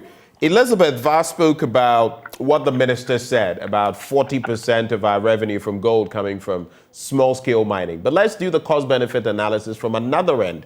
The fight against galamsey, the tens of millions, if not hundreds of millions we have pumped into it. Have we got any benefit? I mean, what we've pumped into the exercise and what we're seeing, things are not getting any better. That is one quick question. And the second one, the military has come out to say that in recent times that it is not involved in providing security or supporting any illegal miners. But time and again, we seem to see some members of our national security operatives, I'm not saying national security per se, but the security apparatus in our country somehow involved and maybe even protecting these people. Your quick reactions to those two questions as we wrap the conversation. First of all, it's quite clear on the face of it that if we are going to remediate all the damage, the carnage, the destruction that has occurred in the small-scale mining side, 40% contribution of small-scale mining to the revenue we get from mining will not remediate that. It's quite clear. So you will see when you do a cost-benefit analysis, you will see clearly that it is a no-no area. I mean, we cannot sacrifice the environment for the 40%. Right. For the military involvement, it goes back to the time of Amewu as Minister for Lands and Natural Resources. John Peter Amewu. Yes, you remember Amewu had said publicly, that information reaching him as minister was indicating that some military officers or military men were providing security for people to continue to mine illegally. It was reported in the graphic. You remember? And then the Minister for Defense, Dominic Nuttlewood, said that he was setting up a committee to investigate that. I don't know whether you have seen the report of the committee. Not the full thing. No, but you have seen the report. I have. Okay. And he said what? They were not involved? He said they were not involved? So you see, it goes back to those days. And I have interacted with small-scale miners and community leaders because I'm interested, actually, to be honest with you. I'm interested. It is my interest in the protection of the environment and the regulation of the mining sector that convinced me to join Nana Adodanko Akufo-Addo's second attempt at fighting galamsey. Because the first attempt, I told them they would fail because the strategy was totally wrong. So when Nana appeared and spoke, like Elizabeth said, they were all flowery and nice. I quoted some of his speeches in my introduction as chairman of the first session. But thereafter, everybody just went to sleep. Everybody just went, including Nanado. So with all these points that have been made, we're picking the solutions now moving forward. I'll give each of you just about a minute. In less than a minute for you, what is the way forward? My solution is simple. That you can only solve galamsey by a multi-stakeholder approach. All right. In any community, there are people. And Elizabeth says a group of youth wrote to him indicating that they would not permit legal or illegal small-scale mining in their area. When I was Minister for Lands and Natural Resources, the late offensive unit said that in his area there was no small-scale mining because he would not permit it. Now, in Australia, communities have rights. We call them community rights. We also have it, but they are not enforced.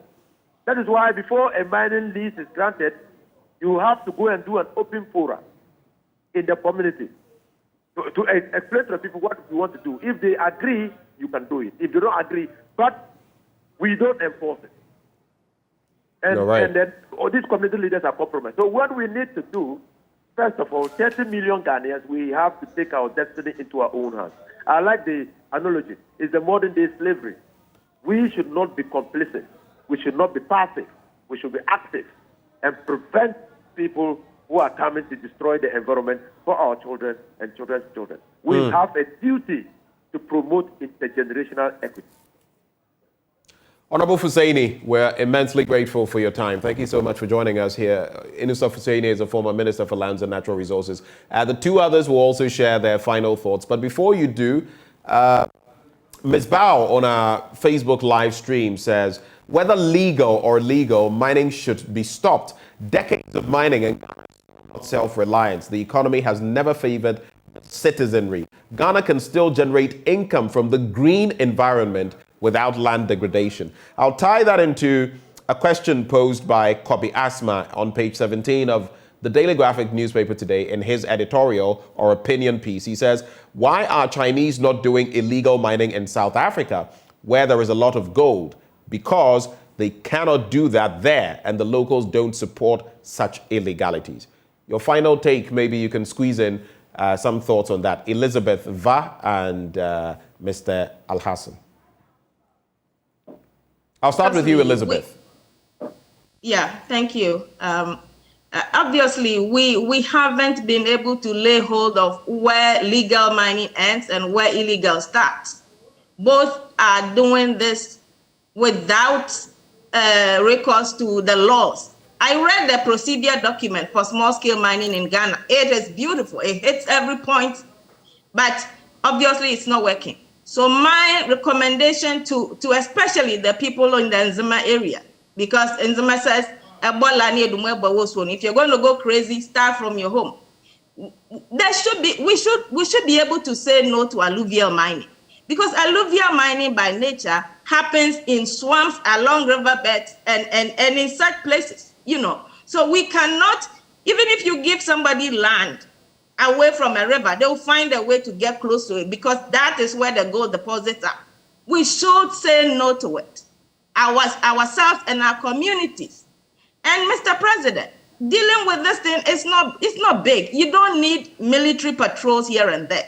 Just use the hammer that you've been given. Anybody who breaches their mining license, every license they have is cancelled forthwith.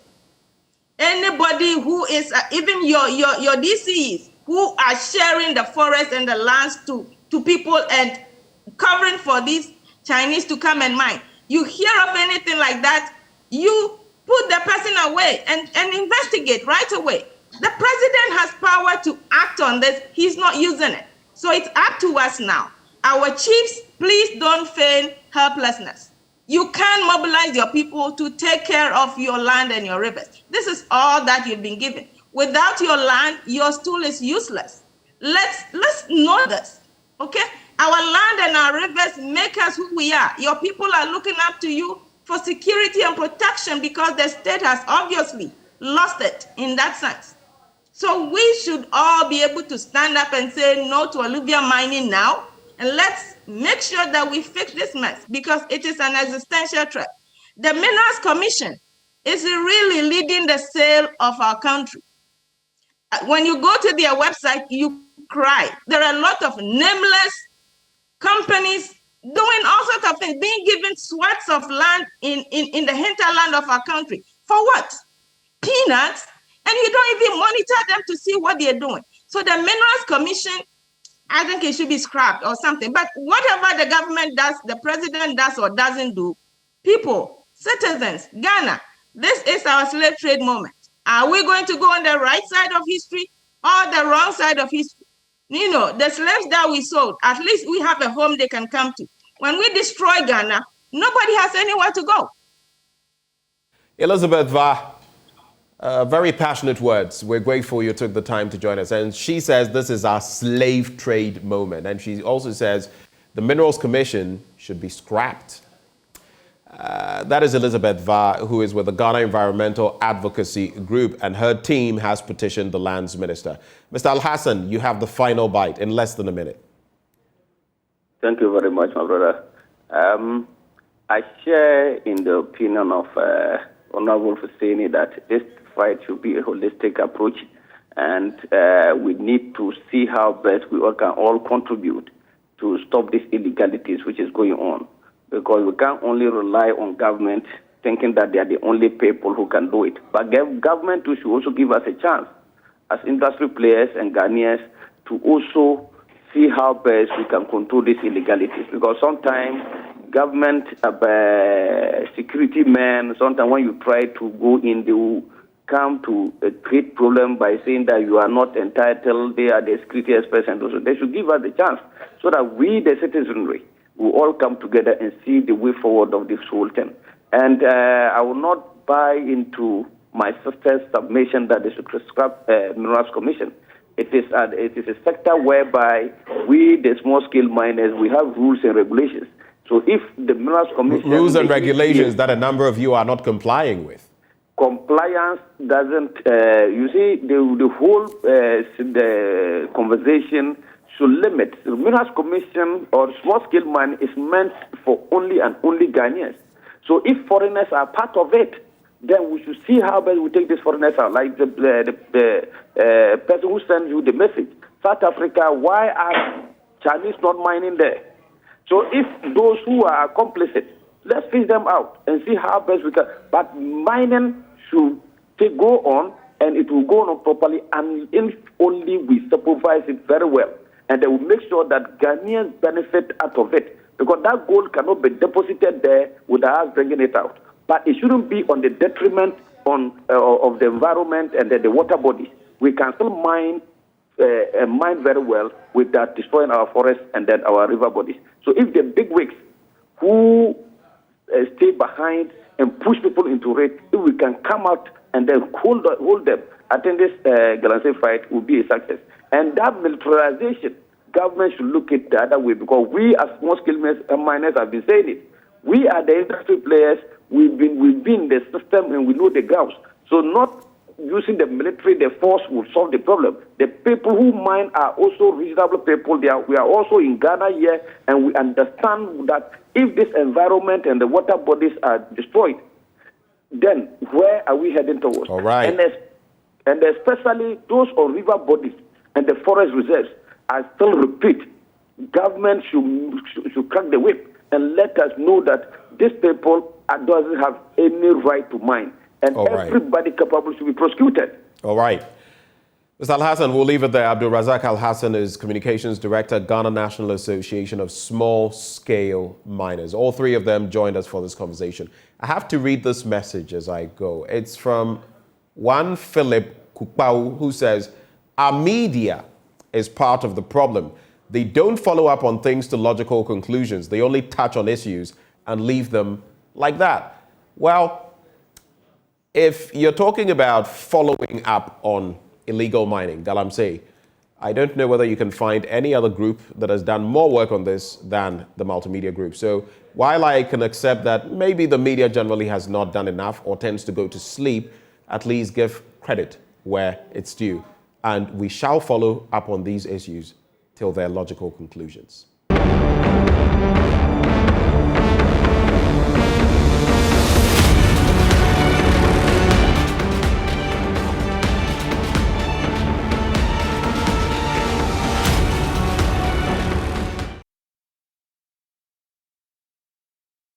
You're welcome back to the AM show. Just before the break, we played a clip of Greta Thunberg, who is an environmental and climate activist, and she was challenging leaders to do better when it comes to matters that concern the environment, that concern the climate. But let's do other stories now, because tomorrow the world will celebrate teachers. On the AM show today, we speak to a former national best teacher, Faustina Cobson, who won the coveted prize in 2017 with Richard Akwe Memorial School. We speak to her on what government should do to make the lives of teachers better. We also know that there's been a recent cost of living allowance. Is that enough? Well, we'll get the answers very soon. Good morning, ma'am. Good morning. How are you? I'm good. Yourself? I'm fantastic, thank you. Now, it's been some 5 years since you won the prize, the Best Teachers Prize. How has your life changed when it comes to that? Thank you. Yes, it's been 5 years, and in fact, tomorrow is going to look like another birthday, as far as the award is concerned in my life. A lot has transpired over the period. Considering who I was before the award and now, there's been vast change. There's been a lot of exposure as far as the profession is concerned. There were a lot of things that I overlooked before the awards, but now I see things differently as far as education is concerned. I see teaching differently. I see myself different. I always ask myself, what else can I do?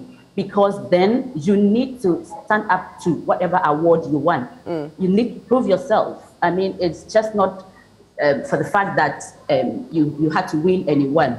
But then after the award, what else? Who else benefits? And so it's been another working zone for me to ensure that I bring not just the learners, but the teachers, my colleague teachers as well on board. And so in the process, I've been doing a lot of things in supporting teacher professional development. Okay. Yes, so I sat back. Initially, I was focusing on just the learners. Okay. Before I had the award, there were few activities, in fact, a lot of activities I was doing with my learners, which actually brought me to the limelight. But after winning, after everything is said and done, after I had done all I had to do for my learners, and I'm still doing, what else can I do? So I decided to focus more on my own colleagues. And over the years, I have been in collaboration with Ghana Society for Education Technology, GSET, in bringing professional develament for teachers across the country. So let's talk about, Okay, you can continue. I'm listening. I wanted us to talk about what exactly you've been doing to, for teachers' professional development. Okay, so like I said, in collaboration with the Ghana Society for Education Technology, we're looking at assisting or supporting teachers in integrating technology in their classes. We realized that, in fact, the world, you and I would agree that the world has changed and is still changing, and the format or the pedagogy that were used during our time when we were in school wouldn't be too appropriate now. Things are changing. Things need to move to more of the global front. And I see to ask myself, is the Ghanaian teacher capable? Is the Ghanaian teacher ready to fit into the global market? And one thing I saw, or one thing I feel, if the Ghanaian teacher is well versed in, will push the teacher on a higher pedestal, had to do with technology. And so with the Ghana Society for Education Technology, they are assisting me to help my colleague teachers. We run trainings for teachers. Recently, I think in 2 weeks ago, we were in the Eastern region. We are looking at getting close to 5,000 teachers. We started with the Eastern region. We've gone to some of the regions. 2 weeks ago, we were there to run a pilot program, TTT, for some selected teachers. And we wanted to see how the teacher can transform the teaching and make real to the learner. Because you realize that most often we were doing the rote learning, and so a child could memorize top of the multiplication, whatever, and the child could say it off head. Now the child gets to a shop to buy, and the child cannot relate. 2, 1, 2, 3, 1, 3, whatever. But then a child gets to the shop, buys egg, maybe 1 for 20 Ghana cedis, or 1 for 5 cedis or something. So the child has bought 3. How much would it cost in totality? Then the child is stuck. The child couldn't just relate what has been taught in the classroom to the real life situation. And I believe that if the teachers are well versed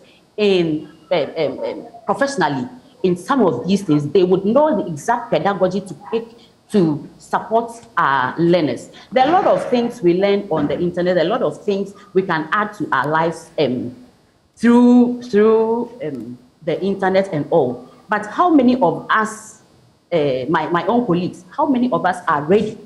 How many of us are even well versed in using the gadgets being given? I think I hope you are aware, laptops have been shared all over the country for a majority of colleague teachers. What is happening now is that you'll be surprised, since someone received, the thing is sitting in the room, the person hasn't even opened to even know what exactly or how to even handle it. Yeah. So I want to pick it from that angle in support in support or in collaboration with the Ghana Society for Education Technology to help me help my colleagues. We need to come on board. We need to be versed in these technologies. We need to know. But some of our learners, they know more than us. Yeah. They know more than us. Some of them are well exposed. Some are not. So what happens to those exposed? Do we term them as too knowing or over knowing? They are exposed. So those who are not exposed, what do we? That's where you, the teacher, you come into the learner alone.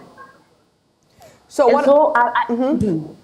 so I am believing that with this course that I am treading, well, any organization can also come on board to support us, but teachers must be well versed in some of these things. I believe when we are well versed in some of these things, we can stand the global market. We can stand any teacher elsewhere in the country with them more developed. So now, what role can the Ministry of Education play in making sure that teachers are well versed, teachers know what they're doing, and so that it can, relate to the classroom, that the learners can also be able to learn properly? What can the Ministry of Education do? Okay, so thank you. The Ministry of Education, like I said earlier, they've ensured through other stakeholders and all to supply teachers in the first place with these laptops. I am focusing more on the laptops because I am more passionate when it comes to the technological aspect of education, how we are going to imbibe or how we are going to integrate it in the classroom. They have supplied it. There's been few trainings around the place, but my question is, are those trainings enough? Yeah. Are those trainings enough? Because I can say on a point that, like I said, I've interacted with teachers, a lot of teachers across the country. You get to a place, a teacher has to just pick a phone, an Android phone, to even do something for him or herself, and the teacher is tapped. I see. Talking of these are licensing stuff, and then points and that NTC has brought, teachers are supposed to interact more with technology because NTC will communicate more to you through your emails and stuff. And you realize that teachers, some of them even forget the emails they have given to NTC to communicate with them. Meanwhile, there are a lot of information there for them. What I'm saying is that if they are well versed, if the training come often and they hands-on more often and they are always on the machine, they are always doing something with the machine, I believe, it will be a friendly thing. It will be a friendly thing. Let's talk of lesson preparation. You realize that some are claiming teachers should still write. Some are saying, no, we are now having our laptops. We want to prepare on the laptops and submit. How many of us teachers are ready to prepare the notes on the laptops if trainings are not done for them, if they are not developed in that direction? And so that is why my focus over the has gone more on that area to ensure that teachers will stand on their feet. We shouldn't see Ghanaian teachers as poor. We shouldn't see them as, let me say, the archaic teachers, the analog. kind of teachers. We need to produce digital teachers, teachers who are just up and do, teachers who are just can click anything by just, in a minute, and they are clicking and they are finding things out for themselves, So that is where my focus is more shifted to. Is it also not the case that the teachers are being lazy? I mean, you've been given these laptops with various softwares on them. What's the problem? Is that you need training? Can't you be proactive and work on it? Okay, so, from your angle, maybe that's how you would see it, that they are being lazy. From my angle, I'm not seeing it as they are being lazy, because in some years past, I used to be in that shoes. I used to be in that world. Okay. Yes, the issue is that the kind of work we do and the kind of training we had, the training then was not focusing on technology. Okay. Rewriting everything having to do with your lesson planning, you write. Having to do with your teaching, you write. You are being given a chalkboard or whiteboard or whatever, and you write. And so the mind, the soul, body, everything is tuned and focused into the fact that you just need to write. And so even if there's a laptop and there's a pen and a paper, and you put the Ghanaian teacher there, I believe we would have quite a large number picking the pen and paper first. I see. To write. I see. Exactly. Now that these machines, now that these gadgets have been given to you and I wouldn't say you and I, but then I would say that before these machines came, majority of them I wouldn't say will, but for all you know, not be able to afford. And so they would, they would put a blind eye on that side. Now it's been given to you at a flexible, rate or whatever, and then you are having the gadget now. Yeah. To open it, what should I even click? The confidence to click. I see. It's even an issue. What should I click? If I open, what if I press something and something happens? And so then, so if we have enough training, if we develop them enough on it, and they get to know that even fidgeting with it is part of the learning, even interacting with it is part of the learning. As time goes on, you would be able to get over it. You'll be able to do a lot of things with this laptop. Yeah. Then I'm hoping to see the Ghanaian teacher get there, where a lot of things can be done through the internet. When the new curriculum was introduced, a lot of us were complaining, and we were waiting for textbooks and all that. There are a lot of materials in there that the teacher can retrieve as backup to support the learner. Okay. So what I'm hearing is that at the top of the list, we need training. What else? Exactly. Yeah. What else can maybe the ministry or any stakeholder out there provide to make your lives as Ghanaian teachers easier? Okay, so for me, I have said that over the period, I've been looking more at professional development. I'm looking at technology and all that. And maybe if telco organizations can come in to support with data acquisition and all that, it would also help the Ghanaian teacher. And even with our colleagues in the villages where maybe connectivity becomes a problem, they could find a way. Well, I don't know, but I'm only suggesting if they could find a way of supporting them, because there are people there who equally want to learn, who are willing, who are ready to learn. But you realize that then when the conversation goes across the table, we come back to the point that, or come to the fact that, madam, we don't have connection. Yeah. And so how to join? Yes. Oh, I think during the COVID, myself, in collaboration with the Ghana Society for Education and Technology, we tried to organize the ERT session, emergency remote teaching, for teachers in Ghana. And teachers were to join some of the sessions via Zoom.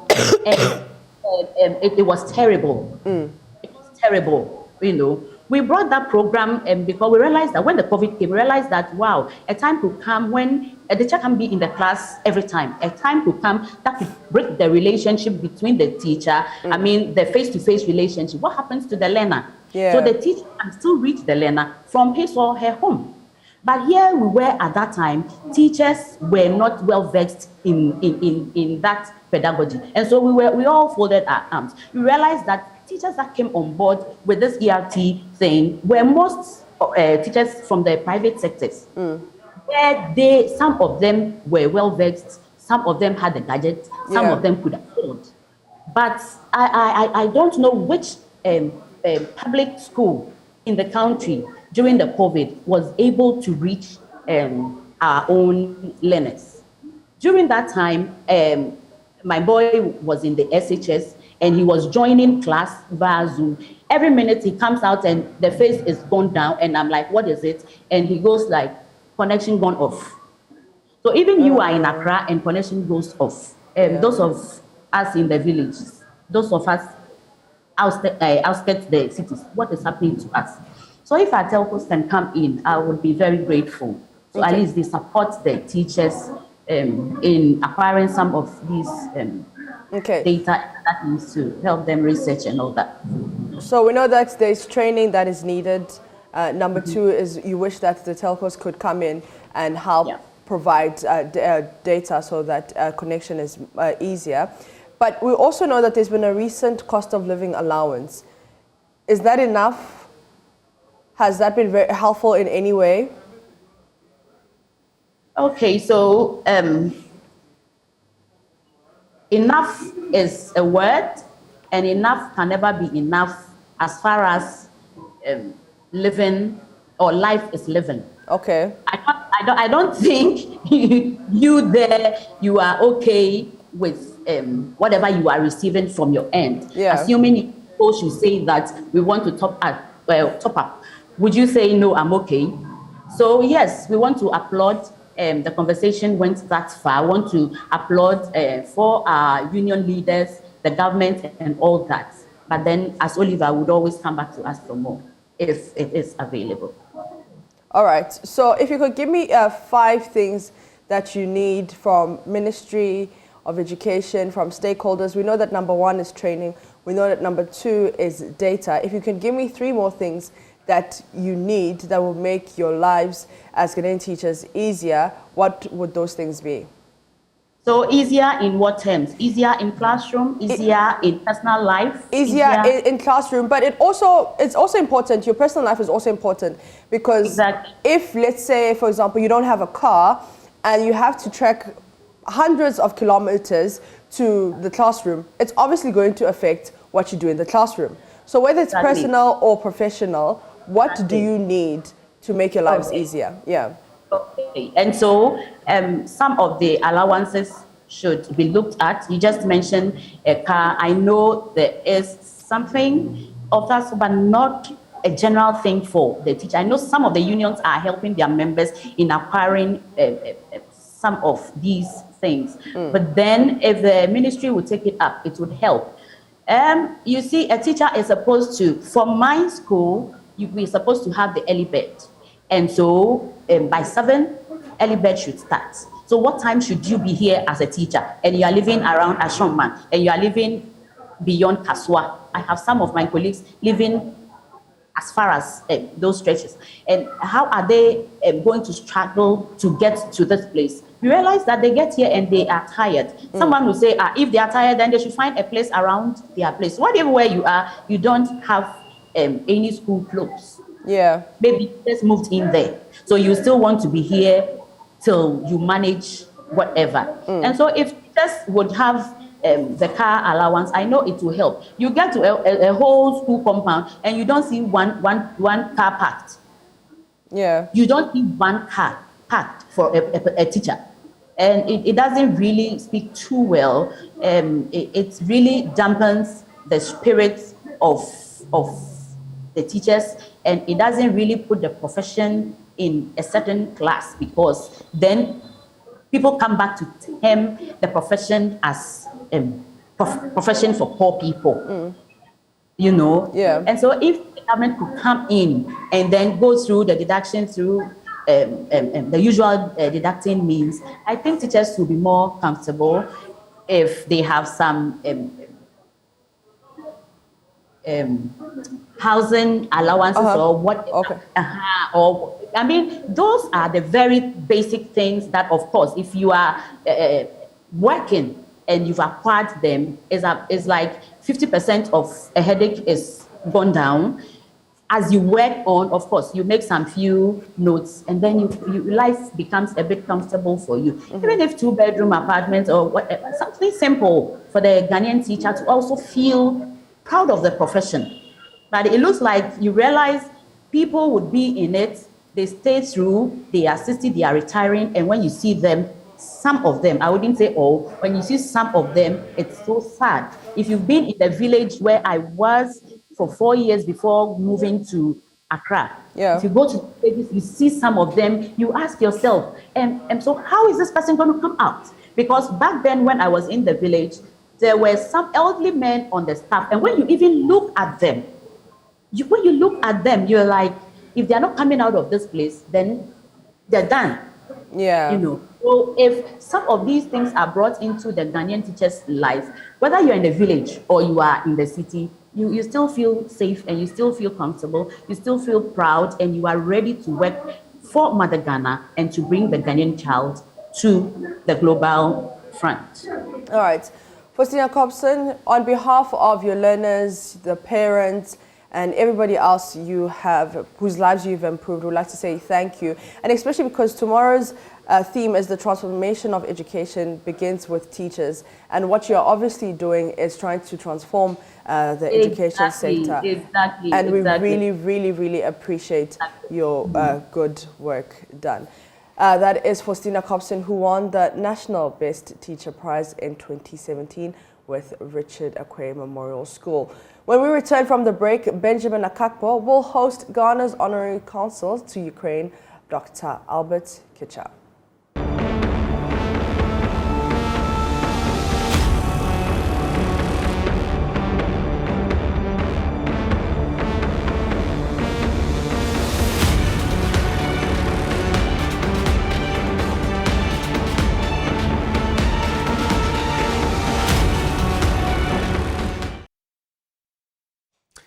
Thank you for staying with us, and we have a very interesting conversation coming up. You may have been thinking about Ukraine and everything happening there between them and Russia and how Ghana has been impacted directly and indirectly. Well, we're hosting this morning the Honorary Consul Designate to Ukraine, Dr. Albert, I'm going to give you the full name, Dr. Albert Schweitzer Lomo Kicha. He is the Honorable Consul Designate to Ukraine. Thank you so much, sir, for joining the conversation. Thank you. It's a pleasure having you. I didn't even know you were in town, and here you are today in our midst. But what would you say, for starters, the impact of this entire enterprise, Russia, taking on Ukraine? What has it been like for you? And by the way, let me just mention, he's lived in Ukraine for 34 years? Yes. 34 years. That's right. So you were there even when the USSR was still in existence. That's right.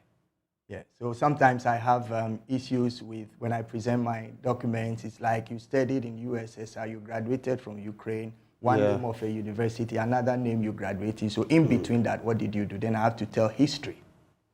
What took you, even before we get into the current conversation, what took you to the USSR?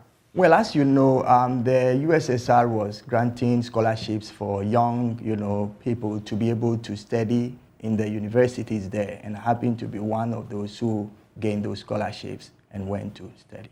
So this is way back? Way back, yeah, in the 80s. Okay, and you studied there, and what happened? You decided to make your life there? Well, as when I was there as a student, I got very much involved in the community life, and I was working with children, doing little games and skits, which I was doing when I was here. So when I completed, I came back, and then I went back to do my PhD, and then at that time, I decided to stay. Let's talk now about the impact of, like I said, the Russo-Ukrainian war. We read about it, we've heard about it, and in terms of Africa, for example, countries like Egypt, who import most of their wheat from there. In fact, over 50%, some over 80%. The impact has been real. Yeah. Some get their sunflower oil or sunflower from there. But what for you has been the major impact of this entire enterprise, starting from the very commencement of this year, sometime around February? February, yes. It all started on February 24th, and life changed, I think, forever, and a new page in history was, opened. One of the things that this war has done is that it has brought a lot of information to people to know a little more about Ukraine to start with, what Ukraine has, what Ukraine offers to the world, which was not pretty much known. The impact has been devastating on Ukraine itself as a nation because Ukraine was not ready for any military activity.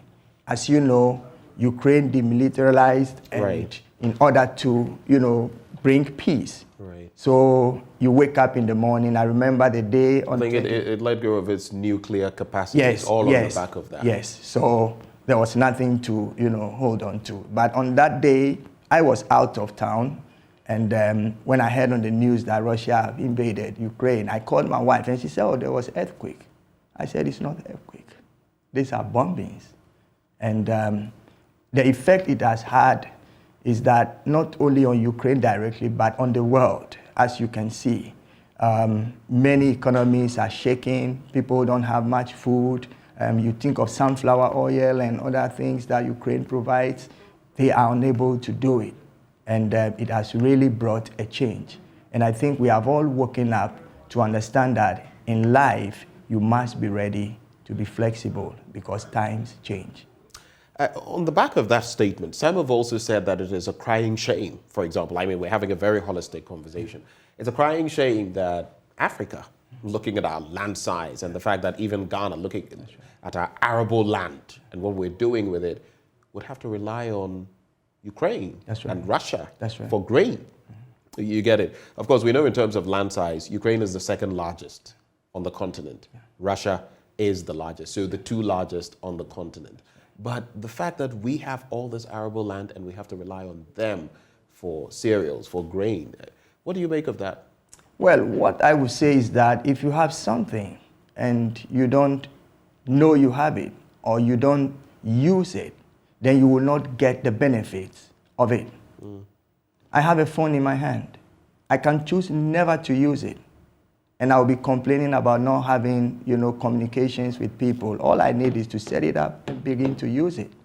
Well, I think in the past, we were used to bringing in stuff, and the mentality that most of us have is maybe local is bad, foreign is good. But it has changed quite significantly. But at the same time, you can see those sentiments are there. Many people would not want, for me growing up, I had a different understanding of farming. I wish I am starting my life all over again. I would have done things in the area of, let's say, agriculture and some basic things. But then it was either you are a lawyer, you're a doctor, or whatever. Yeah, that might be. So we never gave much precedence to developing our lives. And life is about what? Water, food, infrastructure, and community. And I think these are things that is there. But right now with this war, I think we are beginning to see, and I am the first person who would say, if we don't know, let's learn the best practices because we have the opportunity, we have the potential. And potential is what you can do, but you have not done yet. So I think we are waking up to do something.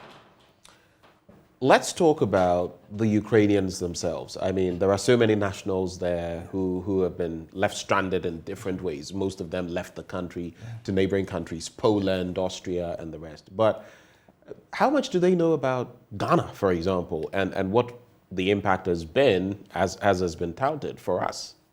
Well, they don't really know much about Ghana. But I know one thing for sure, that the impact of the war has been very, very devastating. And because of that, they are beginning to find out what are the knockdown effects on other nations. I, for instance, being a champion of promoting Ghana, I have made it clear that this war has also affected us adversely in the fact that what we ever get from you, we are not getting it right now. And other, communications that could be going on, we are unable to do that because of this same war.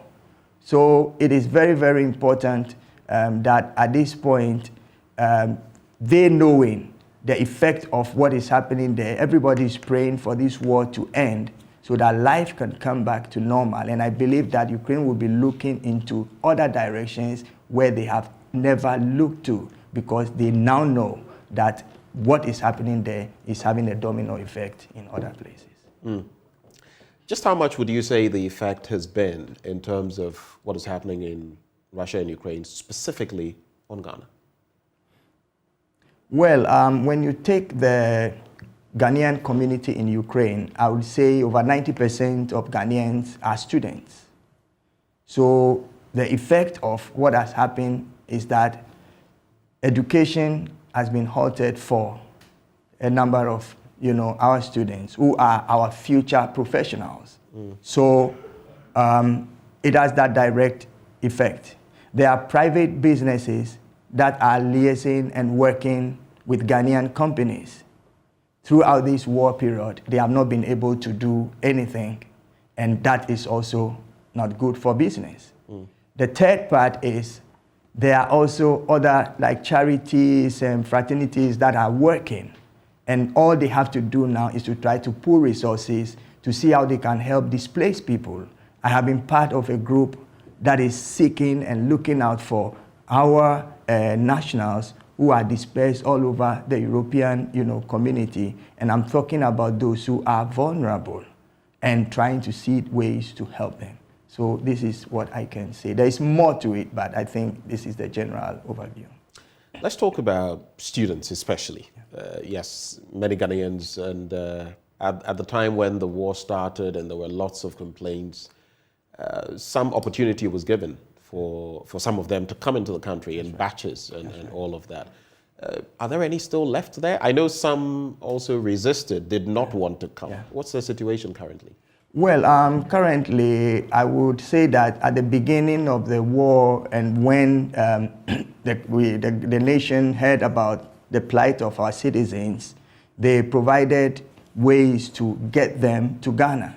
So anybody at that time who wanted to come to Ghana provisions were made for them to come to Ghana and, be in safety. Of course, I remember back then the Ministry for Foreign Affairs and the batches. Yes, and I want to take this opportunity to also really thank our minister who took the Honorable Shele Ayokoboche, who took the opportunity to really champion this process. Colin, she personally spoke with me, and really I was happy to know how much they were ready to, and eventually flights were organized to take people, but they weren't forced to get on the plane. So those who wanted to definitely came to Ghana. Others decided to stay in Europe. Their plight, like you asked me now, is that when the war started, the European community gave protection to people who are fleeing the war. Right. Everybody was given protection, but primarily for Ukrainians and then permanent residents of Ukraine, refugees in Ukraine, and other specialized people. For our students, they are temporary because they are there for a season, right, and therefore the protection did not cover them. So in the first few months, registration was made for everyone, but to integrate and to remain becomes a problem. As of now, we are still trying to negotiate and speak with them because some people do not want to come to Ghana for obvious reasons. Others are saying, our friends in Ghana at the time was telling us they don't see anything happening, so they are hesitant to come. But I would say right now the situation has changed a bit, and probably we could have an opportunity to, if you like, give those who would want to come back to, return. So there likely would be another window for any other returnees, so to speak, to make their way back to Ghana? Well, that would be my humble request. Why? Because I was very happy to hear that most of our students also, I should say, are medical students. You know, Ghana, we like medicine and all that kind of thing. So a lot of them are medical students. And recently, they have been accepted and taken into our universities, which is good news. Therefore, there are others there who did not benefit from that opportunity. If they could be given that opportunity to also come, maybe go through the assessment and then absorbed into the system, that will be really, really good. And I believe it will serve as good for the future. As Honorary Consul Designate, are you going to engage the Foreign Affairs Minister on this? Definitely. Is this something you're going to put on the table? Yes. Yes, this is something I would put on the table, and discussions is ongoing in that area. And I want to also say that I believe there will be favorable responses. Talking about the people themselves, Ghanaians who may be stranded, others who may still be resisting coming home. You just made mention of the fact that for obvious reasons, some of them wouldn't want to come. Some may be thinking about reintegration. Some may be thinking about the programs they were studying. Some may not be students, but may be thinking about their businesses and what they may have lost there. Others may be thinking about the economy as it is, or as they hear it in Ghana. Right? Yeah. And you get the feeling at least some more would want to return. Oh, yes. I believe if the opportunity is given, we would have some who would want to come back. I spoke with somebody in particular, and his situation is specific because, for instance, in Ghana, depending on when I was a student, you know, in the 70s and 80s, if you studied science, you could go do medicine, and it still remains the same. In Ukraine, they accepted students who did not necessarily have the science background, but they would have taken an exam or assessment and then absorbed into the medical school. Right. So what they could never ever do in Ghana, they are able to do it. And this particular student was telling me, you know, my background, Ghana would not accept it, but I'm top of my class and have studied for 3 years. He's in the 3rd year when this war happened. So in Ukraine, yes, he was top of his class. Yes, he was. But in Ghana, because of his background, he wouldn't be allowed to pursue He would never medicine. have been a doctor. You know, and sometimes people wake up late. I am an example of such people. I am playful. I like to do stuff with my hands. So I take life easily. Then one day I woke up and I sat down and the difference was clear. You know, so given the opportunity, people can achieve much. But the arguments also like of the MDC, I can understand. So this person says, I don't really, you know, want to come just because of that. But that would be a discussion. I would like to know what happens to people in that kind of category. Is it a conversation you feel we should start having?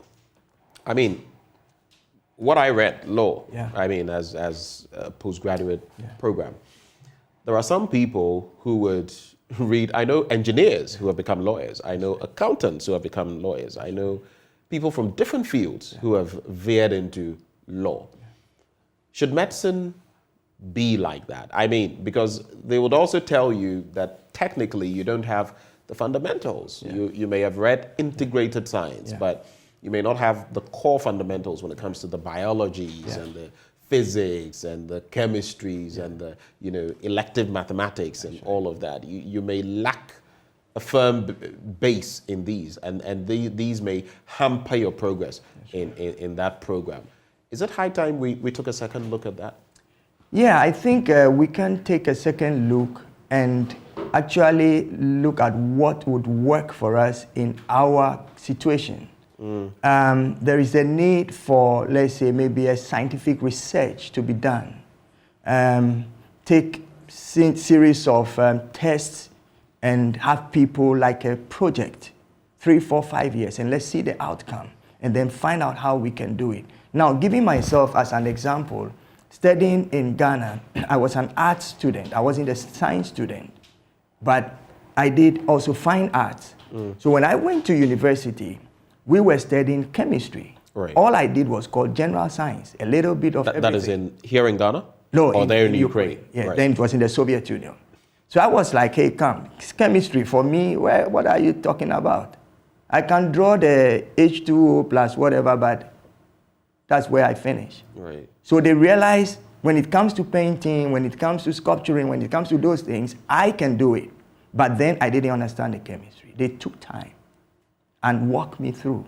Because what I was becoming, I should understand the component of a color.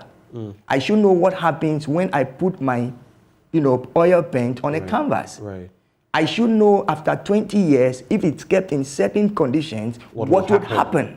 I should know how to test a painting to be sure that it's original or not. Then I started appreciating. But the way they taught me, I would not know all of chemistry, but I know enough chemistry to make me the professional that I am. So I believe, given the opportunity, I used to fear the thing called science.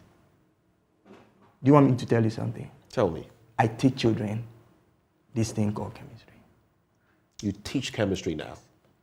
So your phobia has become something that you now... given the opportunity, it was like a play, joke, or that, because it looks like we put all our good students, for instance, into medicine and into engineering, and people who are not good into other things. So what are we trying to get? We might not get top notch in every place. So I think we need to give a second look at this. That's an interesting take that he brings to bear. In other words, we shouldn't just make it. I remember, reading this analogy, and it was an image basically. If you expect the fish to climb a tree, that will never happen because its forte is swimming. But if you expect the monkey to climb a tree, then you're in the right place. But then you must also find ways of enabling others within the system. Maybe that's something that our educational setup would have to look at. But let's focus on that. But let me say something. You just said something interesting. Normally, fishes will not fly. They wouldn't.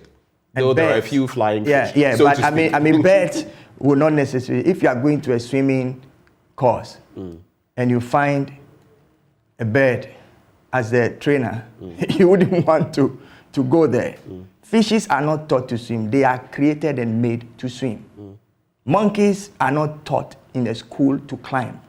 But people... It's innate. Yes, other creatures can be taught, nurtured, and they will behave like monkeys. So we don't have to cancel everybody out. Some are taught. Where I studied, there are naturally gifted people who could look at your face. I should be able to shake your hands, right? And tell your height or something.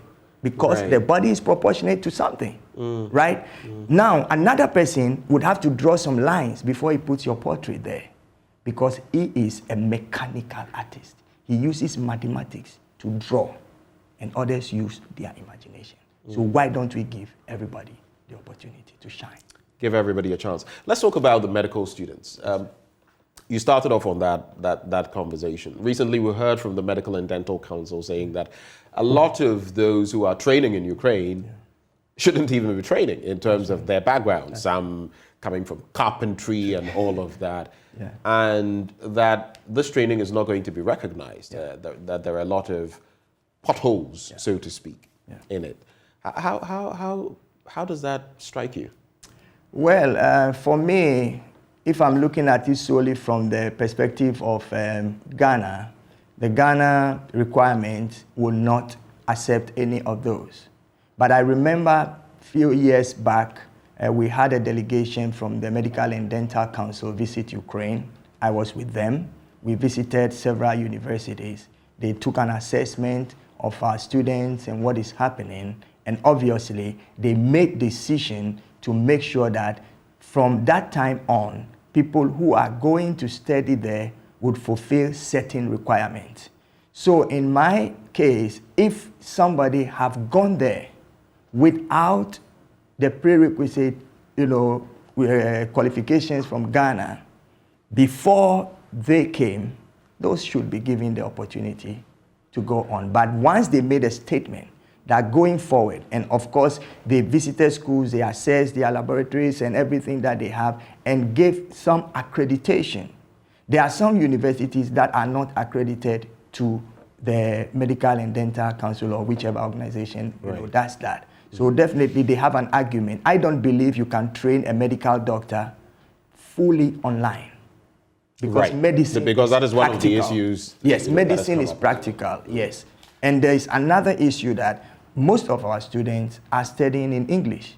In Ukraine, the primary language is Ukrainian, then Russian.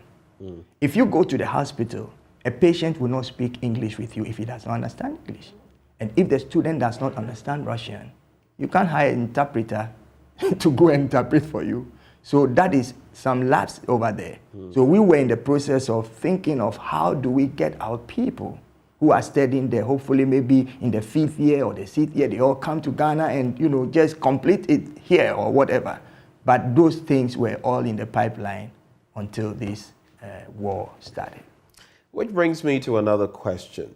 2 questions, in fact. It's been said that their grading system goes up to even G and H and the rest. So, of course, some people who may not qualify from here, who even got D's and E's, were seen to be okay, were admitted there because they felt, well, we have G and H, and here it ends at F. Not knowing, you know, F is a final fail grade, or D and E are not necessarily pass grades, so to speak. So that is one end of the question.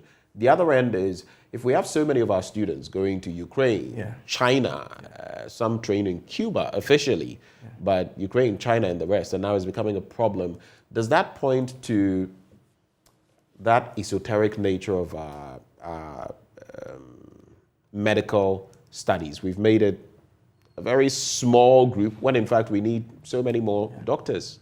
How do you, what's your thinking on that? It really comes up to that, but I will once again say that since the visit of the Medical and Dental Council to Ukraine, the Ukrainian authorities got to know our grading system, and therefore they are aware. And also when you see a transcript of a student who have completed done the WASI, they write the grade, and they write its corresponding, whether it's a failure or Right. So I don't see where the problem. I also thought of same when that, you know, point was made, but I don't know why. But on the other hand, the point is also valid from the standpoint that if the person has got a D or E and is still being accepted, you should know that this is not the best quality student, maybe not the best quality student, I should rephrase that. Maybe the grade the person got at that point in time is not of the best quality that you would require for medical school. Yeah, and you know, every country and what, like I said, in Ukraine,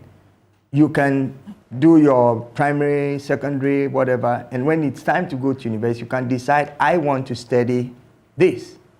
And you will be taken into the university and you will begin to study. If you don't have any background, they will take you, so you will find somebody studying medicine, instead of 6 years, he will do like 8 or 9 years. Because when he decided to study medicine, he didn't have the basics, and it is absolutely important.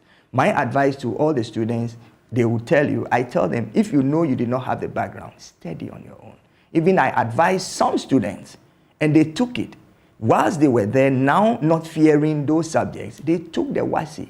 They passed. So they have that in their, documents. Now I can prove to you that I can study the medicine. So it is not correct, any impression that is created that maybe those studying in Ukraine just go through a wishy-washy system and that these are doctors who would come and kill people. That is not the right thing. No, I don't really accept that. You know, and unfortunately there is a kind of prejudiced approach to people who studied in the East and all that. And I want to really say that it's not everybody who studied there who is a waste material. I have studied with people from different countries, and I mean America and all that. We sat in class and we beat them. You know, not because when I was in school, I wasn't an excellent student, but I go through every exam. And I believe that it's a mindset. Oh, these are Eastern trained.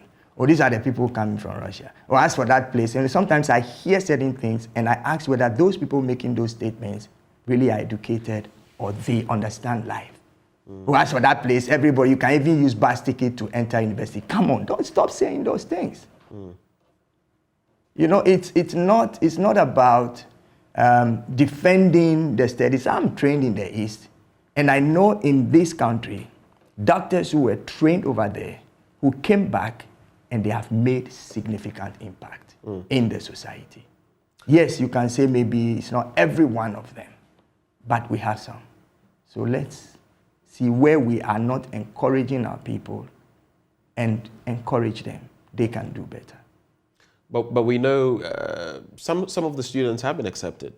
Yes, yes, which we are really thankful for. In fact, almost all of them, over almost 200, yeah. That is the medical students? The medical students, yes, sir. Okay. But I don't know what is happening to other fields of study, engineering, you know, agriculture, nursing, and all this. Because it's not limited to that. There are students studying so many different things in Ukraine. Right. Yes. Yes. I have friends who have studied in the Czech Republic and all of those places before. Moving the conversation forward, so what can we expect from Ukraine in terms of Ghanaian-Ukrainian relations, especially as you are the consul designate? I have another question for you finally, but what can we expect when you are confirmed? What is the agenda? What are you hoping to achieve for Ghana as honorary consul to that country when you are confirmed? Yeah, you know, when I am where I stand, I'm like a bridge. And if a bridge is strong, you can, you know, move over it. And I believe that that connection with Ghana would be stronger. It is already there, but it's not officialized. And it is going to bring more opportunities. For instance, we're talking about the plight of students. There are so many things we could do, not only sitting in Ukraine, but working right here in connection with what is happening over there. Trade relationship, diplomatic, you know, relations, and all kinds of areas. So I believe that I would bring on board what would really make our nation known in that country. They are known, but not on the official front. And I would like to also say that I believe that soon Ukraine will really strengthen its relationship with us, and we can have a better opportunity to have a discourse. At this point, they are at war, but you can see that even some of the students, they said they are studying online. So people ask me, is this really true that there is war going on? And I say, yes, but some places are quite peaceful now. So we're looking forward to strengthening and making known the relationship in practical, very, very practical terms. All right. To wrap the conversation, I want to talk about the war, the ongoing war, which the Russians insist on referring to as a special operation. You speak Russian from the USSR, you know, background. You also speak Ukrainian. That's right. When Ukraine gained its own, you know, independence and all of that. Russia has conducted some referenda, which the West calls a sham. The rest of Europe calls a sham, basically, to integrate, sort of digest parts of Ukraine that are under their control, which the Ukrainians are still battling for. Of course, that poses the very thorny international situation of now it would appear from the referenda that this is Russian territory, and if Ukraine attacks, it would be attacking Russia. But others have said this is just a sham. There's also the situation of the use of small, smart nuclear weapons, the threat of that. What do you make of all of this in another, apart from Ghana, another place that you can very much call home? What is your take on all of this? Is Russia right even in this entire enterprise? What do you make of it? Well, as you know, before this war, Russia sits at the table with others. Let's talk about United Nations. And there are rules of operation. Right now, what is going on, it looks like they're not playing by the rules and doing what they would want to do. I'm not the best person to say whether they are right or wrong, but I would say that when we have an agreement to do something, if you change your mind, you let me know. Then we visit the document and see where we can make amendments. There is always place for either making it better or even terminating things. So the way it's going now, it looks like Russia is on its own doing what it wants. I mean, we've seen the foreign minister Sergei Lavrov Yes. go to the UN, and every time people walk out, or That's right. the last time he was at the General Assembly meeting, he waited till everyone had delivered. Just when it was time for him to come and deliver his speech, he came and did that and moved off. And Yeah. So with that, you can see the dynamics are playing out. I am really praying that peace prevails in the midst of everything. Personally, this war have had a great effect on me. I've had to move from my home that I'm used to. You were showing me pictures of your home that has been hit? Everything, yeah. So, everything destroyed. So, you know, it's like, what do you do? So it's really something that has to be ratified. But right now, the rules are not in play. So it is very difficult for me to see. And I've not had any inside maybe thoughts I also see from the periphery. So my judgment may be not totally right, but I wouldn't say that Russia is doing, you know, the right thing. Well, Dr. Kitcher, final words as we wrap the conversation? Well, my final words is that in life, situations change, and we must be flexible and adapt to changes, and always look for what is better than where we are, because where we are is not everywhere we have to be. I have a saying that journeying is good, but arrival is better. And if you are journeying without a destination, anywhere you get to might be your point of arrival. Therefore, let's look forward. And as a country, I know things happening around in the world, and even with this Ukrainian war has had its toll on us.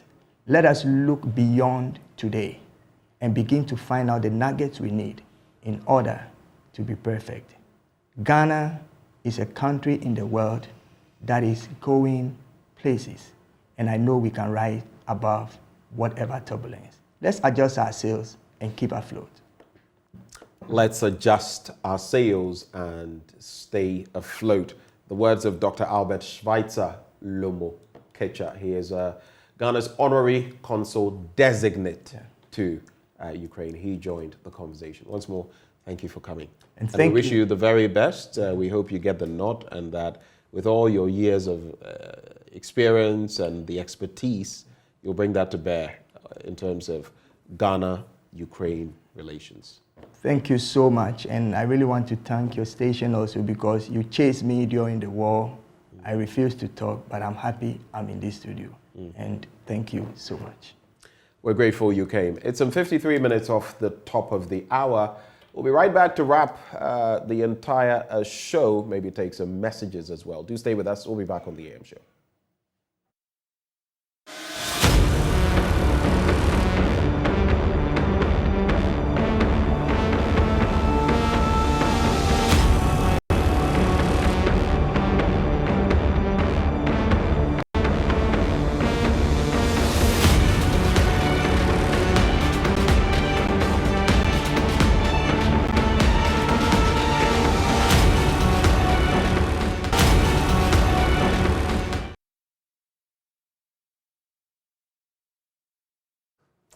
Welcome back. Time to sew it up this morning. Quite a number of conversations we've had, from Galamsey to education. Definitely, yeah. Now to the Russo-Ukrainian situation. Interesting.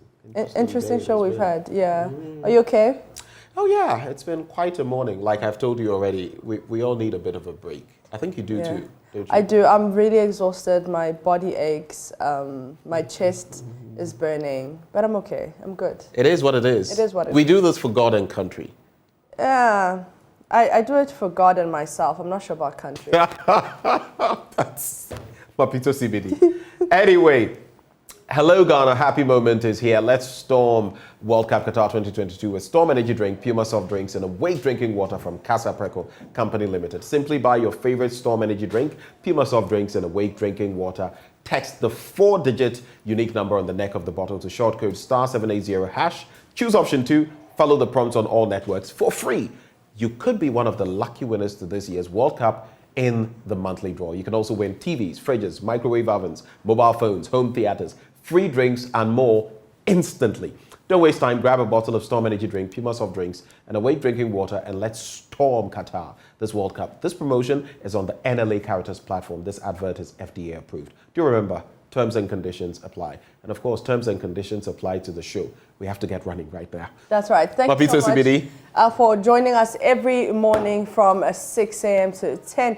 And we really, really appreciate your company. Make sure that you join the conversation on Facebook, Twitter, and Instagram. We're JoyNews on TV. Samuel Kojo Brace is standing by with News Desk. Stay for that.